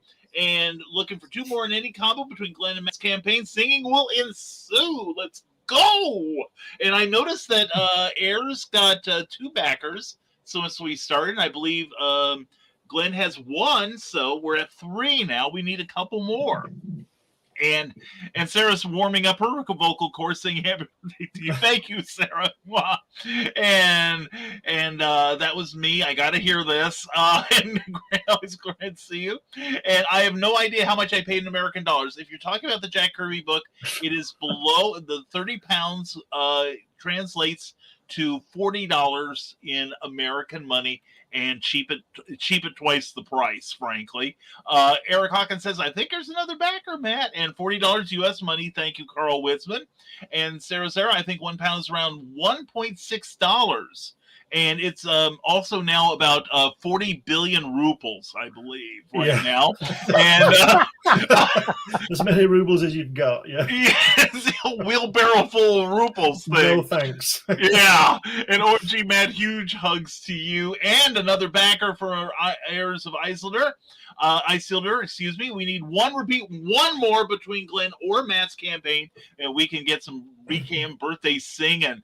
And thanks for the FYI link to yours, Matt. We have run one for Matt. We have run one for Glenn, and also Glenn says backing you guys in celebration of BKM's birthday. That is the best gift you guys could give me. Back these guys right now. Seriously, it's a golden opportunity, and they're on the tail end of the campaigns, right? No, mine just started. Oh, that's right. Yours just started now. I think mine's second day, third day, second day. I'm not sure. Time has no meaning for me anymore since 2020. You know, my time sense is totally destroyed anymore. So it could be like yesterday. It could be 6 months ago. It could be 6 months from now. I won't know. But anyway, Sarah says, "Oh wait, does it have to be two different people or two backings considered as one?" I think I just broke my brain. You are in the right place, Sarah. Broken brains abound on this place, and I just said broken brains abound. It sounds like a tongue twister. But anyway, but if you back both these guys, then you're in for some quality reading here. Seriously, you are. And thank you very much, Sarah. And thank you to everyone who has pledged so far. And we've still got some time here, folks. There's still time to get on both of these very, very noteworthy campaigns. I know I'm going to be getting on them too. And Cookie will be tearing me to pieces later. But anyway. Brian, I actually showed Kirby this guy while I was there. All right. Oh, did you now? What did he have to say? Well, he said he thought it was great, but he needed a hat. So I give him a hat now. Oh, very cool. Okay, yeah. Little aviator's got that's there. Right. Yeah. So he looked through it, and Roz went through it. But the scary thing was Roz going through it. I was more scared of her looking at me work than I was Jack. Yeah. I don't know why. She's just such a formidable lady. But they both thought it was great. Yeah. Super. So what can you say? Yeah, that's quite a compliment there. I've got a photograph of him looking at it somewhere. And while you're looking, the charming and delightful and ever effervescent Matt Knowles says backing each campaign counts as two, Sarah. So if you've backed both of them, then that's 2 votes for Matt singing. And backer 144 on Heirs, my broke ass could only get the PDF this time. Matt says comics talk with Bob Sanzan. But I'm sure it's appreciated. There he is looking at the pages I took into of Hatch. Oh, nice. Just very. That is unbelievable access right there. I love it. And I have those. They've got Jack's DNA on them. I've got them. We can clone him right in the archive. Maybe I should have put that on the Indiegogo. The actual things. There you go. You could have scraped off a little, had $100,000 level, and said for these you get pieces of Jack's DNA. I'm telling you, we got a Jurassic Park moment going here. I was going to say that sounds like a new story. That sounds like the sequel book to what Glenn has written right now. Is cloning Jack Kirby off of the pages. I don't think that would be ethical somehow. Do you? I'll tell you something. I did. We don't care about that, Glenn. Well, I would if I got sued. Well, we don't care about that either. Well, look at this. If I can again, this is the second time I went, right? Okay. 1991, and Roz Kirby said to me when I walked through the door, she said, "Oh, you've got really nice legs." You do, Glenn. Right. So I'm telling you, I still have those shorts. She said, I can still get them on as well. I still have those shorts, and I toyed with the idea for about a nanosecond of putting the shorts on the campaign for $10,000. These shorts were worn in Jack. These are the shorts that I wore, and obviously I didn't do that. I'd have done it. You never know, man. You have the shorts, but do you have the legs? Yeah, of course, yeah. People will buy crazy stuff, man. Well, you can have things, can't you? Maybe I'll add it at the end. But I just think, I'll say now, if anybody wants to give me $10,000 for those shorts, I will bring them to their house and make sure $10,000. If you will pledge that right now for Glenn B. Fleming's shorts, I will sing "Happy Birthday" to me, and I don't sing. Okay. I can tell you something. That is definitely not anything we have ever offered up. So, Glenn B. Fleming, you have definitely one upped us by offering your actual Jack Kirby worn shorts. Jack was in proximity of them. Who knows? They could also have some like free floating DNA. You know. Well, they have been washed a few times since then, but they have traveled. But they have traveled around the world as well. So these shorts have been to Jack Kirby's house and to Rapa Nui and to wherever else they've been. Portugal and Spain and the moon and everywhere else. Okay, so you've washed them a few times. Okay, it's only 7,500 then, guys. Okay, I mean, market being what it is. All right. Yeah. Don't ask how I know. But anyway, so an awesomeness link. I might have missed it if it was posted. It will be further up. I will post it again, Sarah. And where is Carl? Mods are supposed to be here. We're dropping links. I am the mod today, so God bless us all. So anyway, let's we'll get Matt's up here first, and let's see. Highly technical stuff here. Control C, and then we'll go there, and then we'll put this in here. And there is Matt's with the with the copy written by Ma in about 5 minutes before the show went on. And then there's that, and we'll put this in the comments too. And there's that fresh. I tell you what, Glenn, there is a lot of historic comic collectors in Florida where I'm at. I'm definitely going to make sure to share your link with them because I think that there's Thanks. I think there's a few guys in this area that may be really really interested in stuff like that. Thank you. That's great. Thank you. I think anyone who has any interest whatsoever in the rich history of this medium should get a copy of this. Seriously. And I say that, full disclosure, I edited the copy on this thing, so, which is why it's out in 2022 instead of 2021. No, that's not the reason at all. That's not the reason. I'm taking the blame for you. I'm throwing myself on this particular grenade for you, okay? So why didn't Glenn's book come out? I edited it. Sorry. So it's on me. So anyway, and also I want to put this in there, and then we're gonna put it on the screen, and here we go. This is the link for Matt Knowles' brand new book, and check it out. It's also on his profile page where you can get a direct link there, and then also endorsed by the Rising Tide Broadcast Network. Not that I consulted with any of them about it, but there's Glenn B. Fleming's link for his book there, available right now in Indiegogo. And also, I want to put in something really fast here.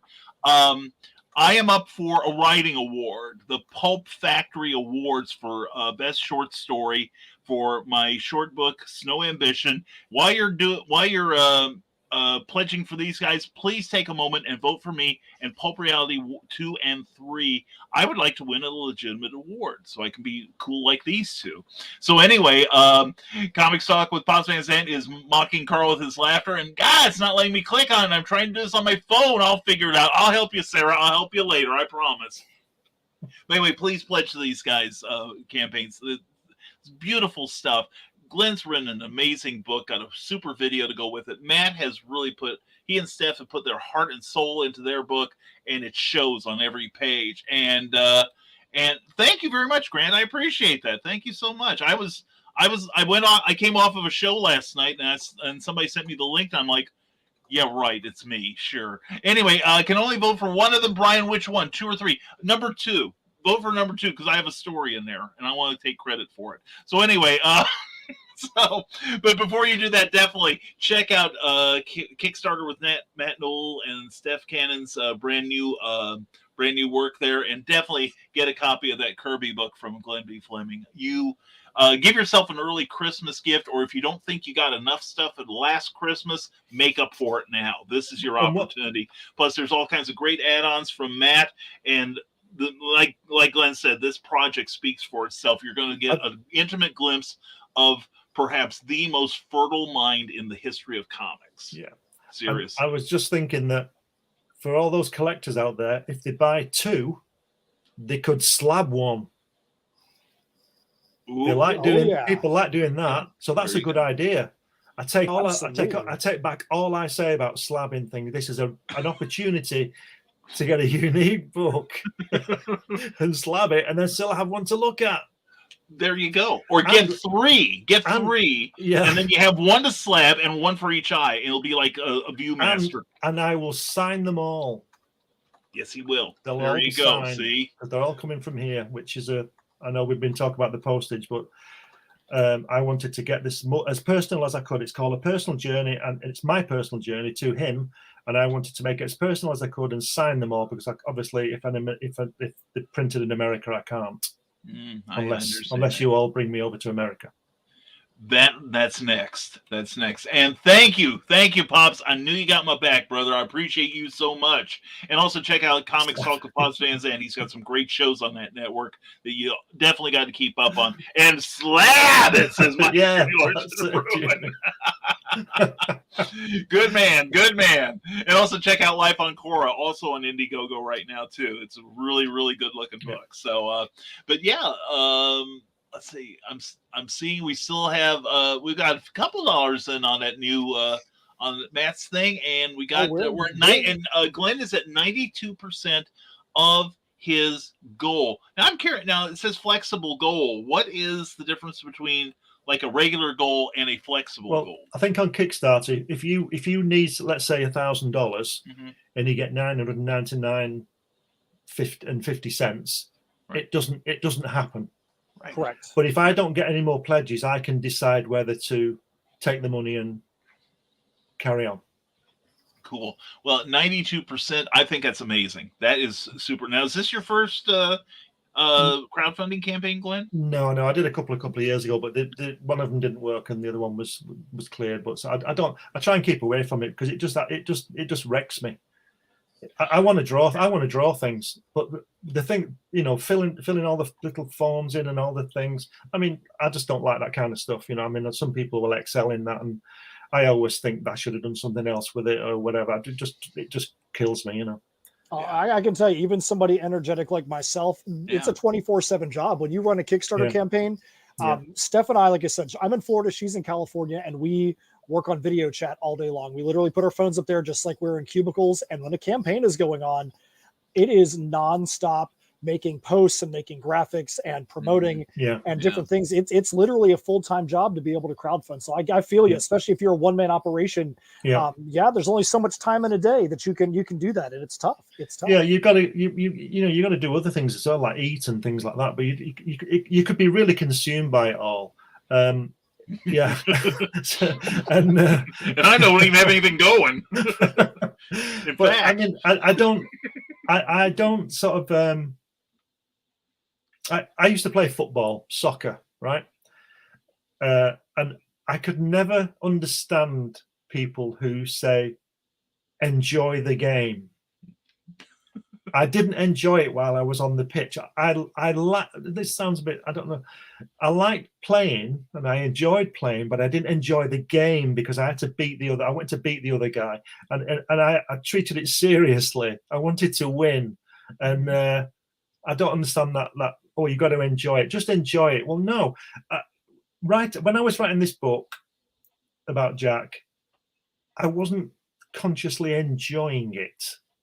Do you understand what I mean? It's a weird thing. I'm not thinking, oh, I've just written a line. Oh yeah, oh that's funny, and oh look, I've written another line.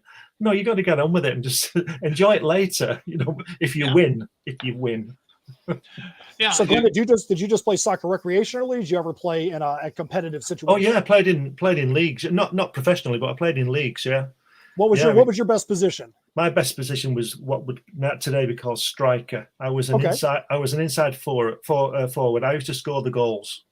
Hey, you know what? The reason I say that, I'm very knowledgeable. I'm a 22-year referee. I've reffed over 5,000 games. Oh right, fantastic. Yeah, so I know the game into my daughter's a soccer player, and she's got some D1 aspirations, some college aspirations as well. So that's around the game all the time. Let me tell you this, then you'll understand this.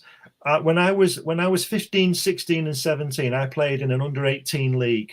Okay. And the guy, Sunday mornings, 10 o'clock, muddy pitches. You've seen them on the YouTube, just mud, chucking it down with rain, sideways rain. What really hits. Mm-hmm. And I'm 16, and I was pretty good. You know, I wasn't professional, but I was pretty good. I played for a pretty good team, and we used to play this team called Glodick Rangers. Glodick is an area of a place called Oldham near me. Glodick Rangers. Now I was 16, right, and we were all 16, 17. And the Glodick Rangers, there wasn't one guy on that team who was under 26. Oh boy! And they had beards, and they smelt of beer. And one guy told me how old he was, and he told me he was, I won't swear, he was gonna kill me. He said, if you touch the ball, I'll break your leg. And he tried to. But I was quite quick, and you had to be. And if we scored against them, well, you were getting punched, kicked, spat at, whatever. And let me tell you, my brother played for the same team, right? And my brother was a defender, and he was quite tough, and he used to look after me. So if anybody kicked me, he kicked them. So there's a bit of that going on. Matt knows what I mean. And the season that Martin had to leave because he was too old, he went to play for a higher league, a higher age league. I can remember now walking out with this Glodick Rangers lot, and they were looking for my brother, and he wasn't there. And I came off that pitch black and blue, and we were beaten 6-1. And I scored the goal, and I got an extra 6 kicks for that goal. I scored they only had 1 goal scored against them at home that year, and that was by me, and I paid for it. My toe, they were standing on my feet, kicking me. I'm glad that soccer is not as much that way anymore. I mean, I tell you what, as an official being on the other side of things, it is, you know, you're always looking, you're always telling your assistants, hey, when I turn my back, you need to watch behind my back for a couple extra seconds just to make sure that I don't turn and there's not a little something happening in the backside. Well, let me tell you, we went just nothing to do with Kirby again, playing soccer. We played in a game against this same team, and in the cup, and they knocked us out. They beat us. We didn't play. We couldn't play because they just kick you. And then the following week, we played them in the league, and then they beat us. And the following week, we were due to play them in the cup, and none of us said anything, and I didn't go, and none of the team went, but nobody said anything. Nobody said I'm not going, but we all thought it, and nobody went. And we found out that the manager drove all the way to this place, and when he got there, they were all banging and screaming and ready and changed and going to kill us. And he went in and he said, I've got to concede the tie, guys. I've got no team. And as he was driving away, he got a brick through the back window of his car.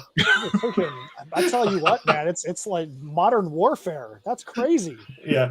It's not like that now, I think. But thankfully. Yeah, but it's like this is I'm thinking like all the World Cups where they like call out every policeman in the country in the military to manage the fans. It doesn't matter whether a team won or lost. There's going to be some cars on fire after the game. So not too much like here in America anymore. It was tough. So anyway, that's not why we're here. Oh, yes, it is. Damn it! So real quick, just so people know, if you're trying to go up, I know people trying to go up to our Kickstarter campaign right now. If you're having an issue with the site, Kickstarter has been crashing for the last day because Brandon Sanderson, the novelist, put up a secret campaign yesterday. He just launched it out of the blue and raised $14 million yesterday on a secret campaign. The site has had a hard time handling a $14 million in a single day campaign. So if you go up there and you're trying to get to our campaign, that could be part of the reason why. So with that being the case, if you want to go up and back our campaign, you can't get there right now, go over to Glenn's campaign because his campaign is not crashing right now.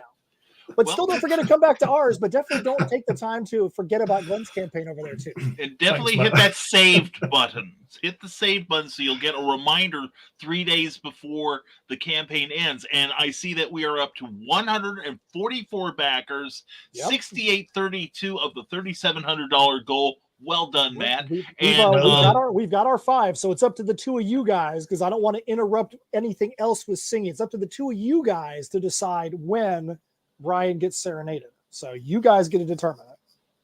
I think now.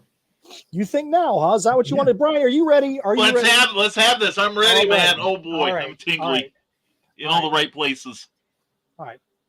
Okay. Happy birthday to you. Happy birthday to you. Happy birthday, Mr. Rising Tide, Mr. Fez on the Hat, Mr. Brian K. Morris, and I'm even going to throw it in here for Brian K. Fleming.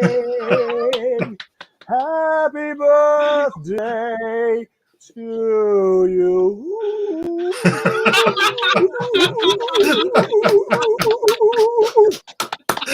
Uncle. Thank you so much, brother. Oh my God, that was awesome. Super. You've got to put that, Brian. You've got to put that on the intro with those guys who throw their heads back. I better. Yeah, that's true. Yeah, get serenaded here. My God, this is happy birthday to me. And Cindy Kemp says, "Happy birthday to yous, birdie to you, happy birthday, dear you, happy birthday." To use. Thank you, Cindy Kemp. CKOAPP.com. Great newsletter, great site. And yeah, vote for Brian, of course. Thank you, Grant. Appreciate it. Anyone else would have said run, so good save, Glenn. And Gazor Sheldon Gesundheit. Anyway, thank you, Cindy. And celebrate the birthday guy. Go to Smashwords and buy a whole lot of books. And yes, crowdfunding is a job on its own. Yeah, and the emotional abuse is off the charts. And Feliz Campelanos, thank you, Cindy. And celebrate another revolution around the sun. That's right, by God. Got 66 of them in so far, planning on more. And enjoyment is for the sidelines. On the field, you're there to do your job, says Mike Jimmy. That's right. That is true.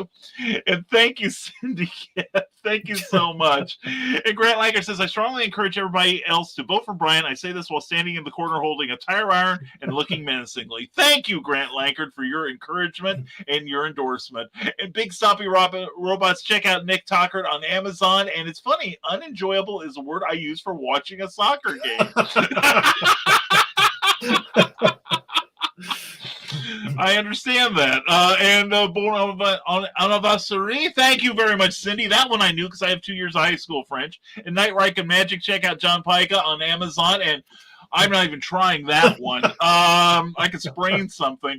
And those Dastardly Dingoes podcast, check out last night. It was a lot of fun. And that thing there, thank you, Cindy. And her translator's working, mine isn't. And Culture for Nerds by and for nerds, that's Ryan Permison. And one compliment. Thank you, Cindy. Oh, she's doing double duty here. In publishing birthday wishes from Small Desk, that's Jody McFee on Saturday nights at 10 p.m. Catch that show. It's wonderful. Feliz Aniversario. Thank you very much again, Cindy. And didn't a war break out between Paraguay and Uruguay over a soccer game? That's right. Yeah. That's right. And get your own copy of Neurosis. You Need Neurosis. And join the rest of us that have our own. I own a copy. It was a great book.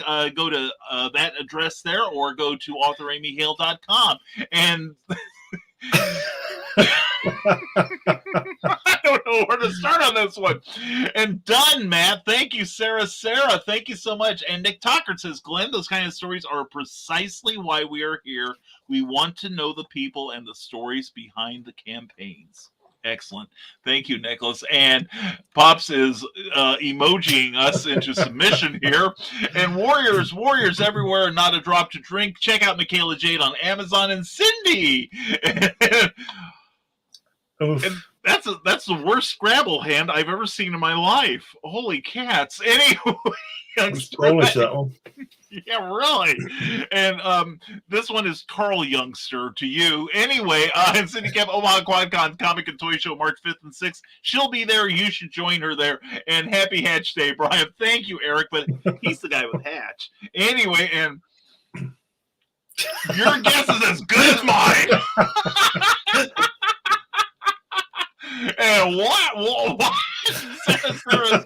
Sarah's the top of Sarah's skull is now in another county. And Pops, you enter at your own risk. Go to Enter the Cromniverse anthology coming soon. Get you some of this one. Check out Pop's comic project. That is awesome. And the Historical Fencing Guild is at 7 p.m. Central on Friday nights on YouTube. Check it out. And it made me create an account, but I've managed to make it happen. Good girl. Good girl. Oh.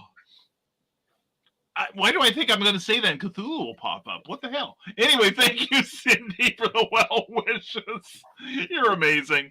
And check out ckoepp.com and check out Bear Publications for her books. And also you can get swag there, such as the glorious Animal Eye drinking cup. I have used it. Oh, excuse. Hold on. Thank you. That's why that button's there. And any schmexy voices, Sarah. Ooh. I think I'm not the only one getting Gucci in the right places. And Comic Madness. Check out Pops Van Zant there on YouTube. Always a great time, especially where CromCon is concerned at the end of every month. Oh, and we're caught up with comments. Oh, that's awesome. And speaking of awesome, thank you both, guys. Appreciate you both so much, man. You could have been anywhere, but here you are. So I was just saying about not liking crowdfunding. Well, this guy's coming next, so there you go. I'm gonna have to do it all again. That's true. Well, give yourself a day off though. Yeah, maybe between this one and the next, because I ran one myself a few years ago, and I've helped with a few others. Oh yeah, let's get a full screen on this one. Yeah, it's in 2 pieces, but there you go. That's beautiful, Glenn. That seriously is beautiful. Thank you. You do good work, man. That'll be good. That'll be coming soon. When I've had a rest, like you say, after this panicking over all this crowdfunding stuff, Yeah, it can be not just physically, but it's an emotional roller coaster because you're checking it every 5 seconds.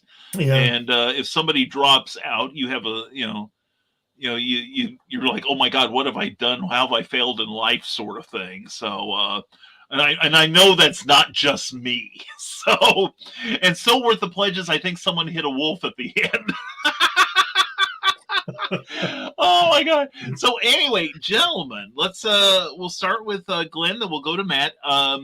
Let's give you the full screen here, Glenn. One more pitch for your project. And tell people how to stay in touch with you, all right? You can reach me on Facebook is probably the best thing. I'm on Twitter, but I don't go on there too much.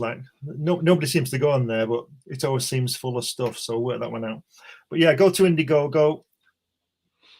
Pledge this. If you can, you get a book, My Visits to Jack Kirby, and you get a DVD with it. You can see him talking. You can see him being Jack Kirby and not Jack Kirby, the creator. And I think you'll enjoy it. Nice thick book for you to read. Lots of photographs in it of me with Jack. And it's all about my trips to his house, having lunch with him, talking to him, having a really great time.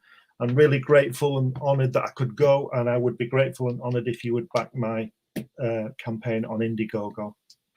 All right. That is awesome. Thank you so much, Glenn B. Fleming. Appreciate you being here, man. Thanks, Glenn. And for Glenn, this is like mid-afternoon for him because he lives out of town. So somewhat, yeah. just the Atlantic Ocean between us, nothing serious. But anyway, again, thank you very much, Glenn. And now here we go with Matt Knowles. He's going to tell us how to keep in touch with him and make one final plea for you to support his book. Well, the best thing you could do right now is go to tinyurl.com/HeirsTPP1, which is in my name down here. That is the Kickstarter campaign for Heirs of Isildur, The Perilous Prospects. It is an apocalyptic sci-fi story set in a steampunk world. It is the logical continuation of everything that has already happened in the Heirs of Isildur world, but it is also a standalone 48-page perfect bound book. You don't have to have any knowledge or understanding of what's happened in the past, whether it's in our books or whether it's in our metal music, to be able to enjoy this book. We've got some great covers, some great support merch. We are super, super stoked, super excited about everything in this story. We really think it's a story that's got characters you can relate to and a universe that you want to escape into. So we really hope that you will give it a chance and you'll take a look at it. If you want to follow Steph or myself on social media, you can go to insymmetrycreations.com. That is our main website. You can go to /insym, that is INSYM on Facebook, Insym Creations on Twitter, Insymmetry Creations on Instagram. I will be a guest at Clearwater Comic-Con this Saturday coming up, and you can see Steph and I both at Collective Con Jacksonville, Florida next weekend when we are going to be there. I'm going to be the panel moderator, but we're going to be doing a bunch of other fun things. But for now, the best place to go is to tinyurl.com/heirs TPP1. We are now, after this show, $144 from our next stretch goal. We're steampunk comics and Metal Collide, but not how you'd think. So hopefully we can get there and we can have a strong last 4 days of this campaign. It ends Sunday at 9 p.m. Eastern. Excellent. I know you're going to cross that finish line, Matt. And thank you so much for being here. I appreciate you so much, my man. Thank you so much for having me. I'm really glad you actually had me on with Glenn B. Fleming, because Glenn is a cool dude, and that is a great story that he has. And I'm going to be sharing his link as soon as we're off of here. It's going to be shared on social media. Hopefully, get you some more backers as well. Thanks, Matt. I appreciate that. Nice to meet you as well. There you go. And I'll be promoting YouTube as best I can the next few days. And thanks, again, Brian. Thank you, my man. Thank you both. And I'm going to put you in the background here so I can say goodbye to you properly when we're done here. And I will turn off their microphones so they can run to the bathroom. I know how it is on these long broadcasts. But anyway, thank you again, Matt Knowles and Glenn B. Fleming. Thank you for being here. And thank you to my audience for being here, too. A few more comments. Cindy Kemp says, and so much for break. Check out Isildur and Jack Kirby and Live, The Purple Door District from Erin Casey. Check her out. She just started that a day or two ago. An incredible new book. She's a dear friend of mine also. Please back her project. We got lots for you to read. You got to keep up on this. And then don't forget to tip your host, thank you, and bring Cookie home. We're trying every day. And then wish Brian a happy birthday by signing up for his Patreon.com. Brian K. Morris, and catch up with the oil layers. Cindy Kemp, CKOEPP.com. Also check out her Patreon account at CKOEPP.com. Thank you, Cindy. Hope you have a great day. Rick Bradley says, if my job had given me my bonus like they should have, I would have pledged by now, especially for the Jack Kirby book. He made my youth enjoyable with the characters he created. He did a lot for all of us, folks. He really did. And thank you for being here, Rick. And that's they said it could possibly be on my check next week. I'm going to get it, by golly. There we go. See, and you've got time with the Indiegogo campaign, and I'm sure if you talk to Matt, he can make the other thing happen for you because he's cool like that. And thank you very much, Carl. Appreciate your being here. Thank you for all that you do behind the scenes, and thank you all for being here. We also want to thank let me get to it. We want to thank our sponsor for today, Plasma Fire Graphics. Plasma Fire Graphics, when the look of your book matters to you.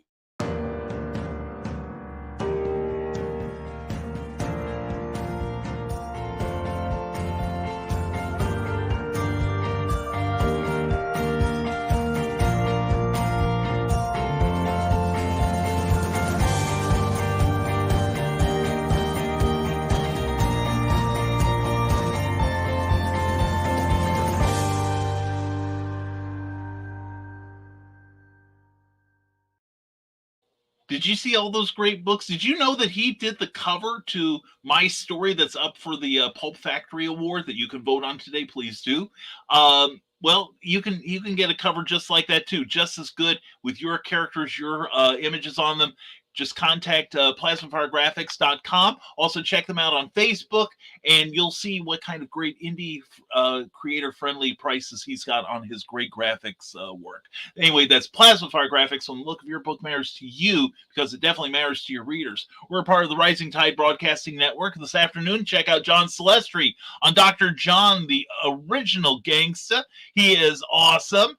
And also, we've got programming tomorrow, Friday, Saturday, Sunday, 7 days a week. Holy cats, we're on all the time with your entertainment and enlightenment. Check our page out on Facebook, the Rising Tide Broadcast Network, where Rising Tide raises all ships. And thank you, as always, to our Patreon subscribers. Many of these people have active Patreons of their own, so check them out as well. But if you want to see what we offer you in return for your monthly financial support, check me out at www.patreon.com/Brian K. Morris.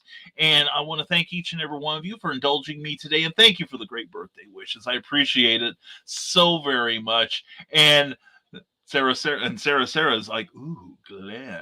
And Donna, Carly, Carlene, later on, thank you for being here, Donna. Again, thank you all for being here. Appreciate you all so much. And we'll be back to the regular format on Friday at the regular time. But if you like it at this earlier hour, let me know. All right. You can find me at risingtide.pub. You can also check me out on Facebook usually. Drop me a DM if you have an opinion about the time here. Maybe we'll start the shenanigans early. All right. So anyway, as I scroll down to where I'm supposed to be, I want to thank you all for being here. And please, again, one more time, please back the Matt Knowles and Glenn B. Fleming campaigns. You're going to get some great entertainment and education from it all, I promise. And we hope you enjoy the rest of your day. Thank you for joining me on this Hump Day episode and new Comic Book Day. Go support your local comic shop. And as always, folks, stay smart, stay safe, wash your hands, and never apologize for being awesome. Have a great Wednesday, everyone, and we'll see you next time on Never Mind the Furthermore. Take care, everyone.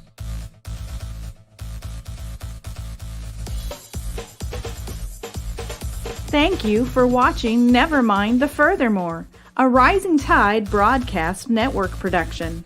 If you enjoyed any part of this show, please give it a like or a thumbs up and share it with your friends. Also, please subscribe to our YouTube channel and consider becoming one of our Patreon supporters. Thanks again, and we'll see you next time on Nevermind the Furthermore.